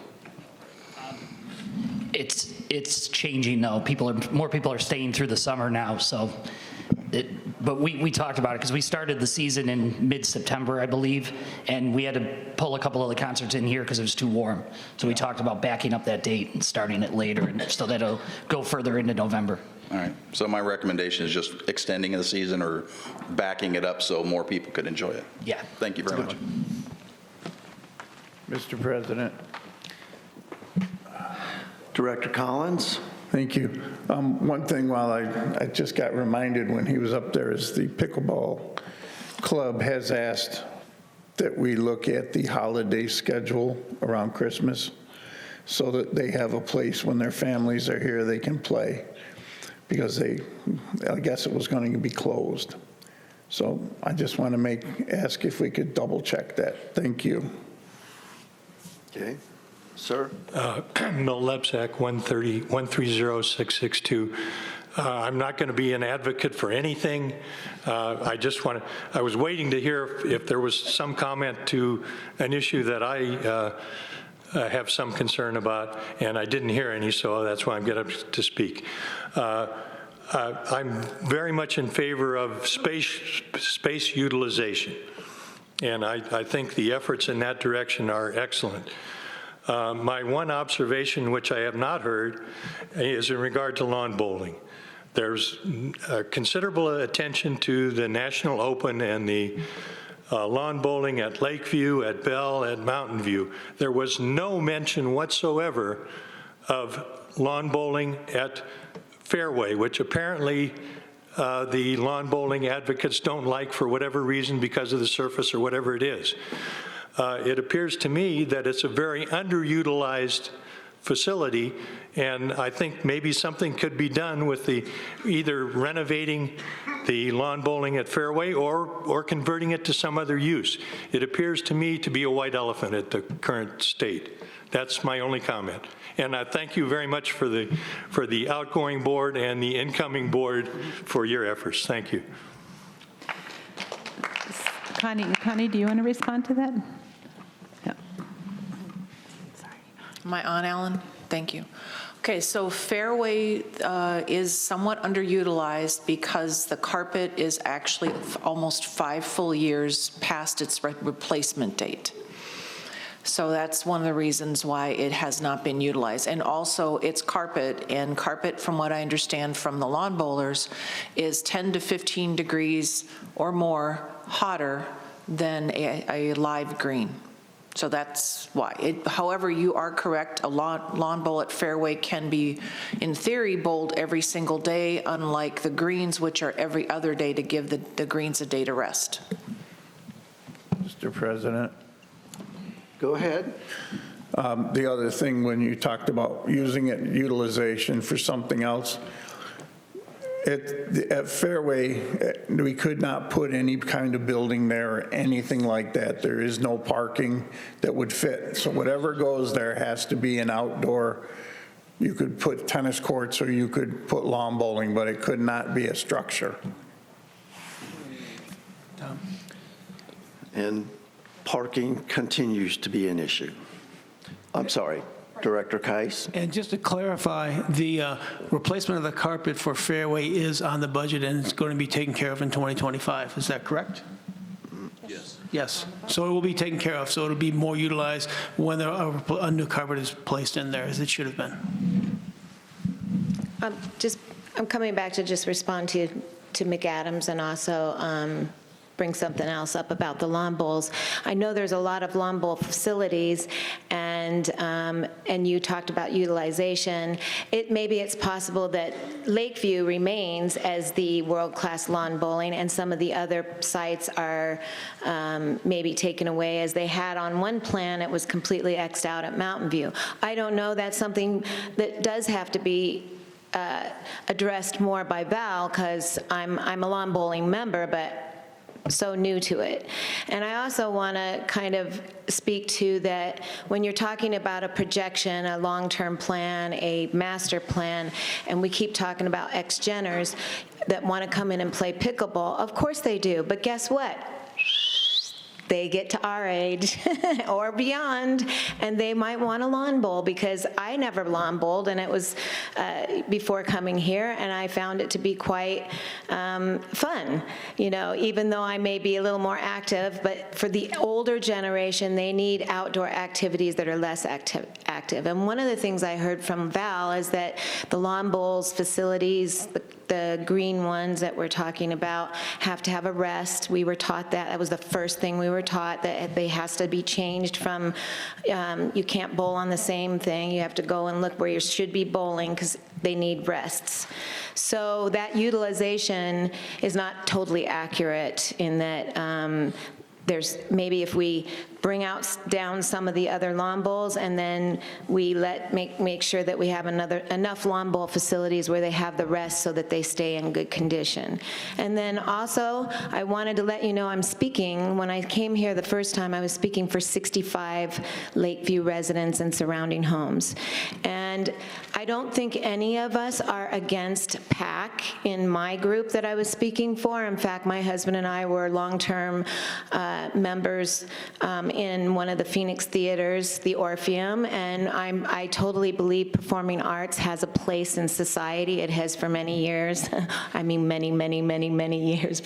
And it's going to have that same impact on people in the future. What I'm against, and I heard this over and over, is that this board believed we need a view, which many people said no. I'm in concern because we weren't talked to, and we weren't able to express our concerns as to where it should go. But many people keep going back to Bell Center, where it's the ingress egress is going to be a better place for it. And I want to go back and look at Bell. And the other thing I heard is then things being added, a restaurant and a bar. Can you imagine having drunks, people who are drinking on the patios at 10 o'clock at night, and what the cost it would be to get a liquor license, and then the insurance? I'm sorry, but that was a comment from a board director. We need to have conversations before the board reaches their best decision that they're making for everyone. That's all I'm trying to bring up here. I do believe there should be a PAC. I don't agree with Lakeview. And I agree that if it is at Lakeview, let's do that long-term plan. Let's make sure all the Sun City people are aware through media outlets, social media, the independent. I see we've got one of our independent representatives put it on the RCSC site, and let's not try to push things through. And one last question. I would like the business manager to answer my question. Every time I leave here, not one person has answered my question. Have you been in talks with the director or the construction guy down on the south end? Please answer the question. I believe I have answered that question. We were talking about what is the price, what is the fee, and that's what the proposal was in the motion that passed. So no, sir. Let me correct you. Could I finish, please? Sure. So we passed that, raised that fee to $12,000. I informed the company that was buying that property, and they have passed on joining us. Okay, so that was not brought up at the other meeting, and you did not answer that because I was cut off.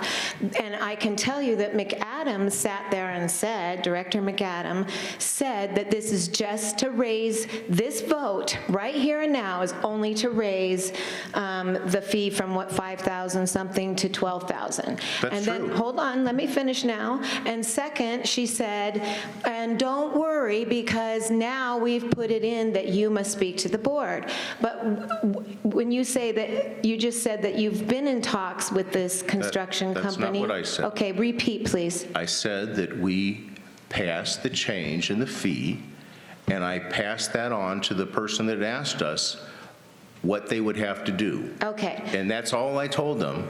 And since then, I think it was last week, they sent an email saying that they had finished the purchase of the property and they would not be asking to join Sun City. Okay, I think that's what a lot of people needed to hear, but in addition, I think we do need to look at the overlay, because they may be saying that now, but down the road, we don't know what's going to happen with that piece of property, and I really think we need to go to the planning and development and talk about the overlay on that property.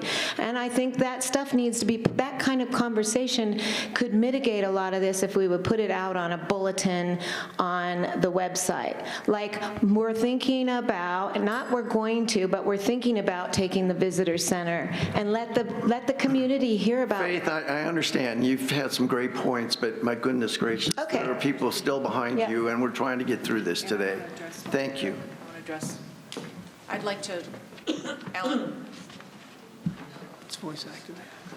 I just want to address real quick regarding utilization of lawn bowling.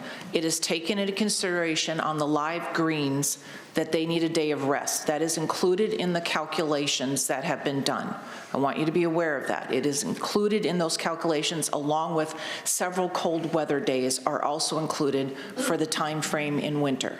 Okay, thank you. I really hope we can get through this before Wednesday, so if we could stay on I'm going to be time short. and, okay, thank you. Go ahead. Kathy Cia, 154-188. And I just want to thank the board for what they do. It's a tough job, and probably 80% of the people in this room have their very own agenda, but there are 90% or 95% of the residents that aren't here. And unfortunately, you guys have to make decisions based on what you hear from this little bit of people that come to these meetings. And I see people every day that live in Sun City, and they have no clue what's going on.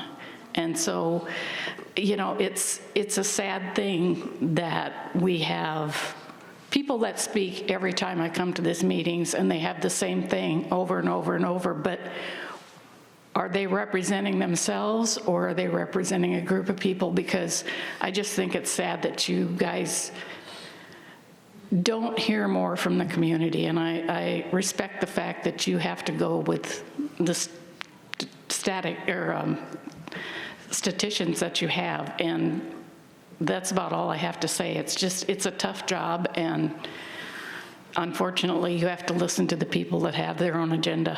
Thank you.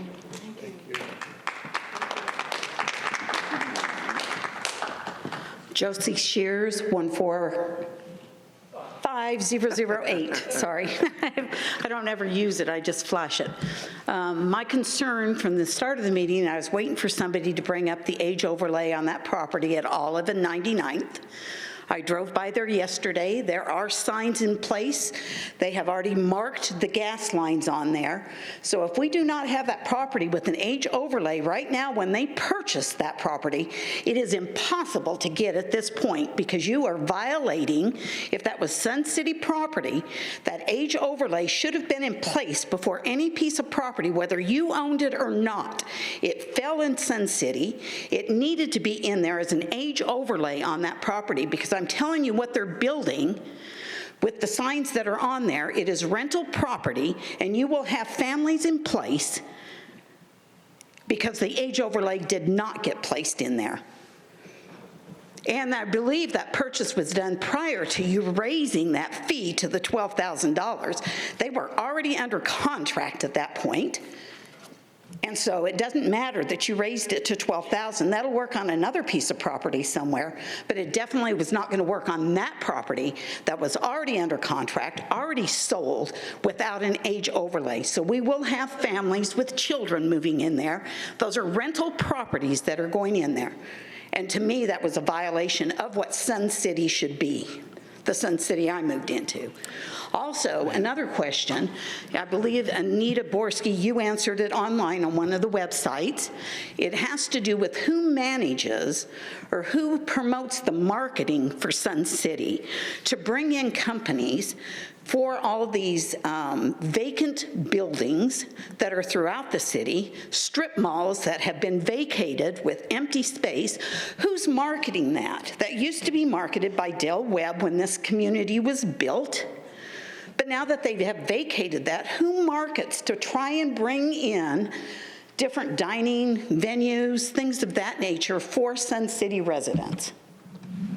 It's not RCSC, ma'am. I do know it's not RCSC. I'm asking who. We run rec centers. That's all we do. We have no control over strip malls, and we did not own that property at the southeast corner of I that understand area. you did not own it, but the age overlay should have been in place because it's Sun City. It falls within the map that was originally established within Maricopa County for Sun City.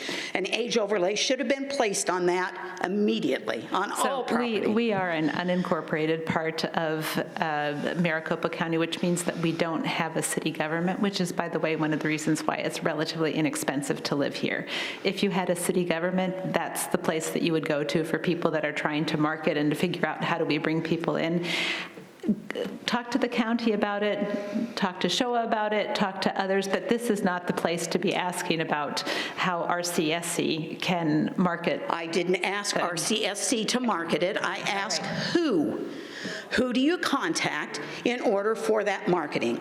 And my question was not about being unincorporated. I definitely know what unincorporation means. I knew that when I bought into Sun City. My grandparents were one of the first owners here. I knew what I was buying into. However, when you have a piece of property through Maricopa County and it's blocked on the map, and we had an age overlay for Sun City when it was established, why was that not being honored on property, whether it was sold to a private person or whatever?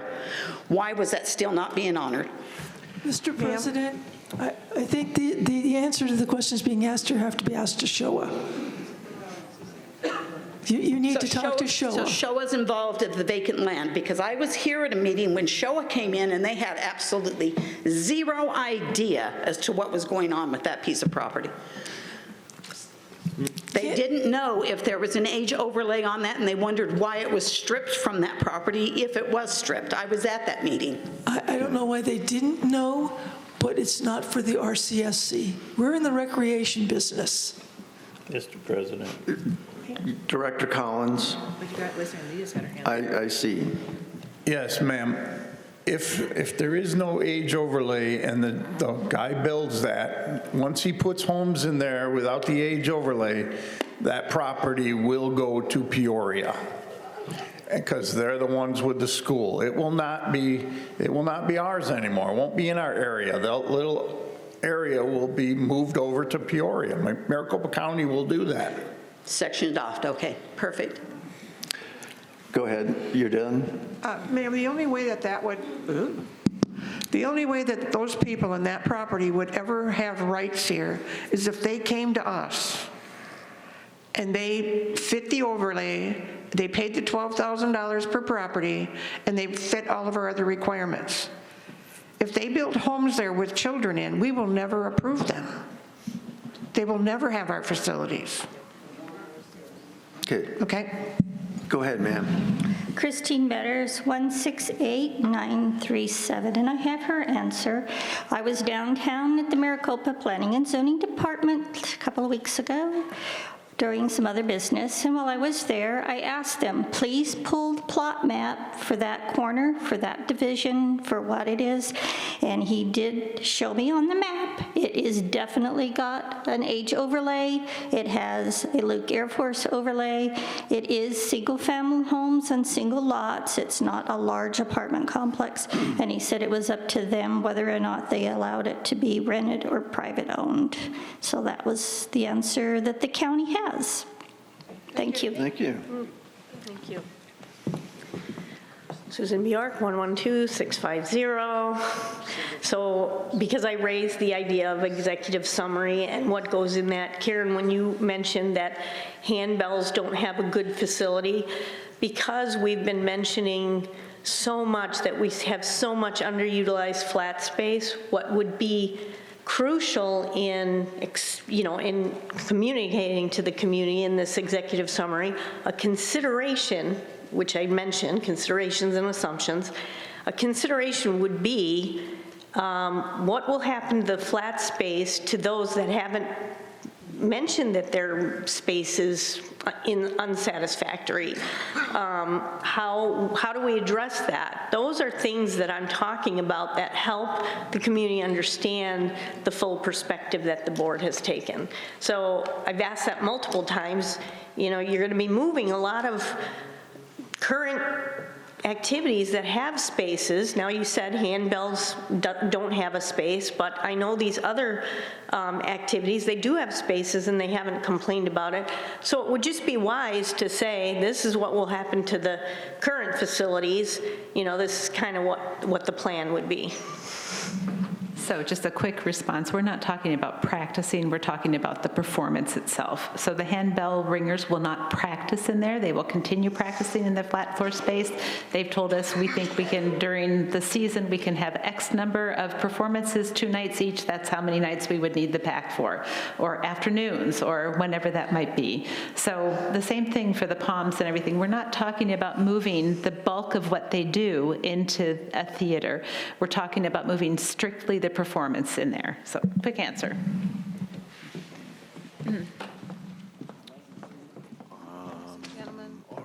No? Okay.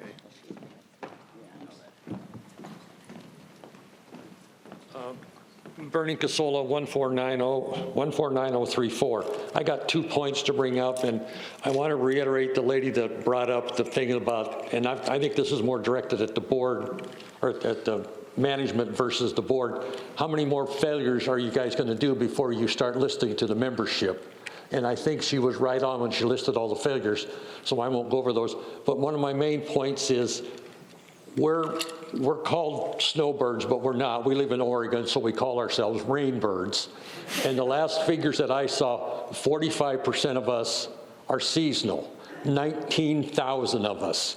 But yet we cannot serve on this board. And I brought this up, this is probably the 3rd meeting I brought it up, and the answer I get is, it's in the bylaws. Change the goddamn bylaws so we can serve. You're shutting 19,000 of us out from serving. Why? Okay, thank you, sir. Anybody else? No answer to the question, is there? Did you want to speak, sir? Yeah, I didn't know he was going to reply. Yeah, Ray Shield, 171651. I think the board can do their job when the community shows up. Thank you. Right. All right. Are we wrapped up? 3 minutes is not enough time for me. Okay. I'll try to keep it brief if that's all right. Well, I've been chomping at a bit for a month. Once Steve Simoniak, say it right, please. 160597. I was at the one of the meetings before, and I inquired to Mr. Keiss about the security enhancements of $500,000. And this looks to be over 3 years of around $1,500,000. I said, well, what is the security? We don't have a police department. We don't have nothing. I got no definitive answer on that. I also asked about the golf course. Mind you, I don't have no agenda besides money. You're increasing the golf course to the people that live here more than the people that do not live here. That's pretty extreme. Your yearly assessment is skyrocketing off the bat, and then it drops down a little bit. Why can't you just even it across the board for 5 years, 6 years, whatever it can be?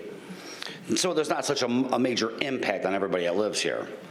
Then I inquired about the sand traps that somebody evidently are getting hurt, which I looked over the paperwork, which I don't have, shows no accidents being reported against the golf course where we were paying for their accidents. You have a problem with the sand trap, learn how to hit straight. If you have a problem with that golf course, go to another golf course. But you're gonna sink money into lowering sand traps. That is wasted money. I'm sorry. Then you're gonna invest more money into cold water fountains. Well, I grew up in Chicago, and I lived in Alabama. Throw a refrigerator outside. Let the compressor run and run. Guess what? It's gonna take a shit eventually. Your cold water fountains, half the people I see, if not more, bring coolers of beer, whiskey, smoke weed, but they have a cooler full of ice. There's no reason to have a cold water fountain. It ain't gonna work. Period, cut and dry. More money wasted. This city is based on volunteers. Volunteer your services, which I intend to do here very shortly. On top of that, the dog park, you want to complain about it. Oh, it's overrun with weeds, it's overrun with grass. Volunteer your services, clean it. You want to give me dog crap bags? No, I'm not paying for your dog. How much money a year do you spend on dog crap bags that I'm paying for? I don't have a dog. I'm nothing against pets, I love them. But why am I paying for your dog? I'm not paying for its nails to be trimmed, I'm not paying for its food. Why am I paying for crap bags? If they're being stolen, well, stop it. You go to Dollar Tree, $1.25, you get 60 bags. End of problem. You solve that right there. Then you sit and talk about all of the lawn bowling, you talk about all the different facilities that we use. We just sank money into bocce court, dying sport. Horseshoes, dying sport. Basketball, dying use. Why don't you renovate, reuse, repurpose what we have before you think about going and spending a bunch of money on stuff that's dead? You can't bring a dead horse back to life. It doesn't work. And then to end it all, I want to know, is the fairway renovation done? Is it complete? Yes or no? Anybody? I don't care who. Anybody? What renovation? Yes, the desk, everything. Is it complete? What renovation are you talking about? The front desk. There was only one renovation that I know of besides putting in lights we didn't need. But go ahead. It's complete. It's complete. Where's the security cameras located? That was not part of the scope. Where's the monitor? The staff has the current in-house camera system that they've always had. Where is the monitor located for them to keep an eye on the cameras when people are there? Like Mr. Durmeyer would have to answer that question. The monitor, am I on? Oh, I think I am now. The monitor is located in the break room right now. We have to run a cable over to their desk area. Okay, so hence the Lakeview project is not done. Fairway. Seeing as how, or the fairway, I'm sorry. The fairway project is not done then, is it? So, somehow that got missed in the scope of work, so we're going to run it internally. Mike, I like you. I'm answering a yes or no question. It is not done, yes or no? Well, what was supposed to be done, yes. The monitor hasn't been moved yet. If the monitor is not in place for them to keep an eye on the cameras, then the project's not done. You do not put a car together without tires. That monitor needs to be put there. It's been, what, how many weeks now that they cannot keep an eye on the cameras? We talk about security, $1.5 million being allocated in the next 3 years, which I do not have an answer for. When I did ask Mr. Keiss about that, he rolled his eyes, shrugged his shoulders, and goes, it is. No, it's not what I did. That is what you said. Untrue. That is what you said. That's not true. Okay, gentlemen, we're not going to have an argument well, here. That's what I said. I'm not going to waste the time. But the fairway is not complete. The monitor is not mounted, so that would not make that project not done. Well, we're not going to have an argument of semantics here. No, it's not semantics. Yes. You have a manager. Excuse me. Sir. You have a manager. You have a manager. Sir, we talked about, civil behavior here, and you're kind of crossing that line. But we talk about a manager here, and I vote I second the nomination of having him terminated. Mr. President? Because he did not provide the necessary things to have a project completed, but yet says they were completed. And it's not just that. We can go on about many other things. Okay. Well, things that he has not done and done right. I understand where your concerns. You've made them more than adequately. But money is the issue here. We're spending money. We are. Wrong. We're not going to go there right now. Did you have a comment? See, I'm going to try to answer your question, okay? We created a project at Fairway to move that desk and everything that goes with it and the lighting and the whole thing. Somehow in that project, moving the security cameras or screen was missing. We recognize that. We understand we missed that part. So they are not wrong in saying the project was completed because that was not part of the project. However, they still have to finish moving those screens. Why it wasn't in the initial project, I don't know. They missed it. Now we've got to get it moved, and maybe we should be moving a little faster than we are, but we know it has to be moved, and it's going to be moved. I'm not happy where it is either. I was not happy with what happened, but that's the fact. That's what happened. Everybody wants facts. That's the fact. Understandable, but don't tell me something's done if it ain't done. The project as designed was done. Okay, thank you. Director Collins. Mr. DeLazansky, can you just tell them that the cable is going to be moved and the monitors will be moved? Mike just said that. So it will be done, Steve. We'll get it done. Well, that's the failure of communication here. You say one thing, somebody says one thing, somebody does another. So he just agreed in front of it. I understand. Everybody. I understand. It will be done. But the management here has a problem. You have a big problem here. Okay, thank you for your comments, sir. Do we have any others who wish to speak today?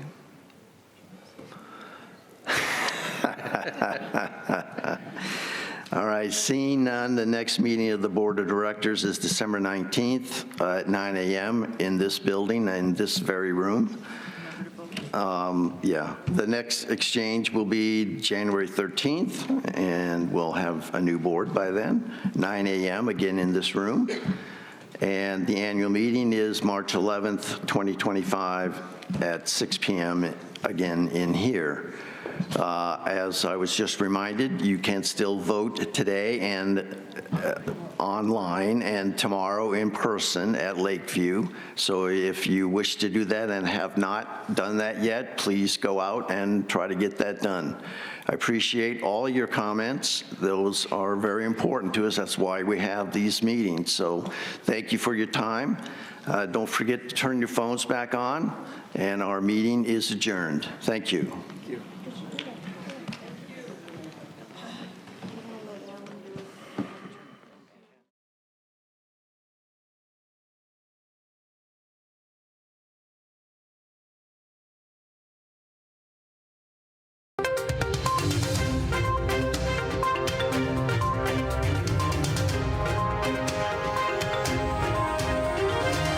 This is a copyrighted production of the Recreation Centers of Sun City Incorporated and is intended for the sole purpose of informing our Recreation Center members.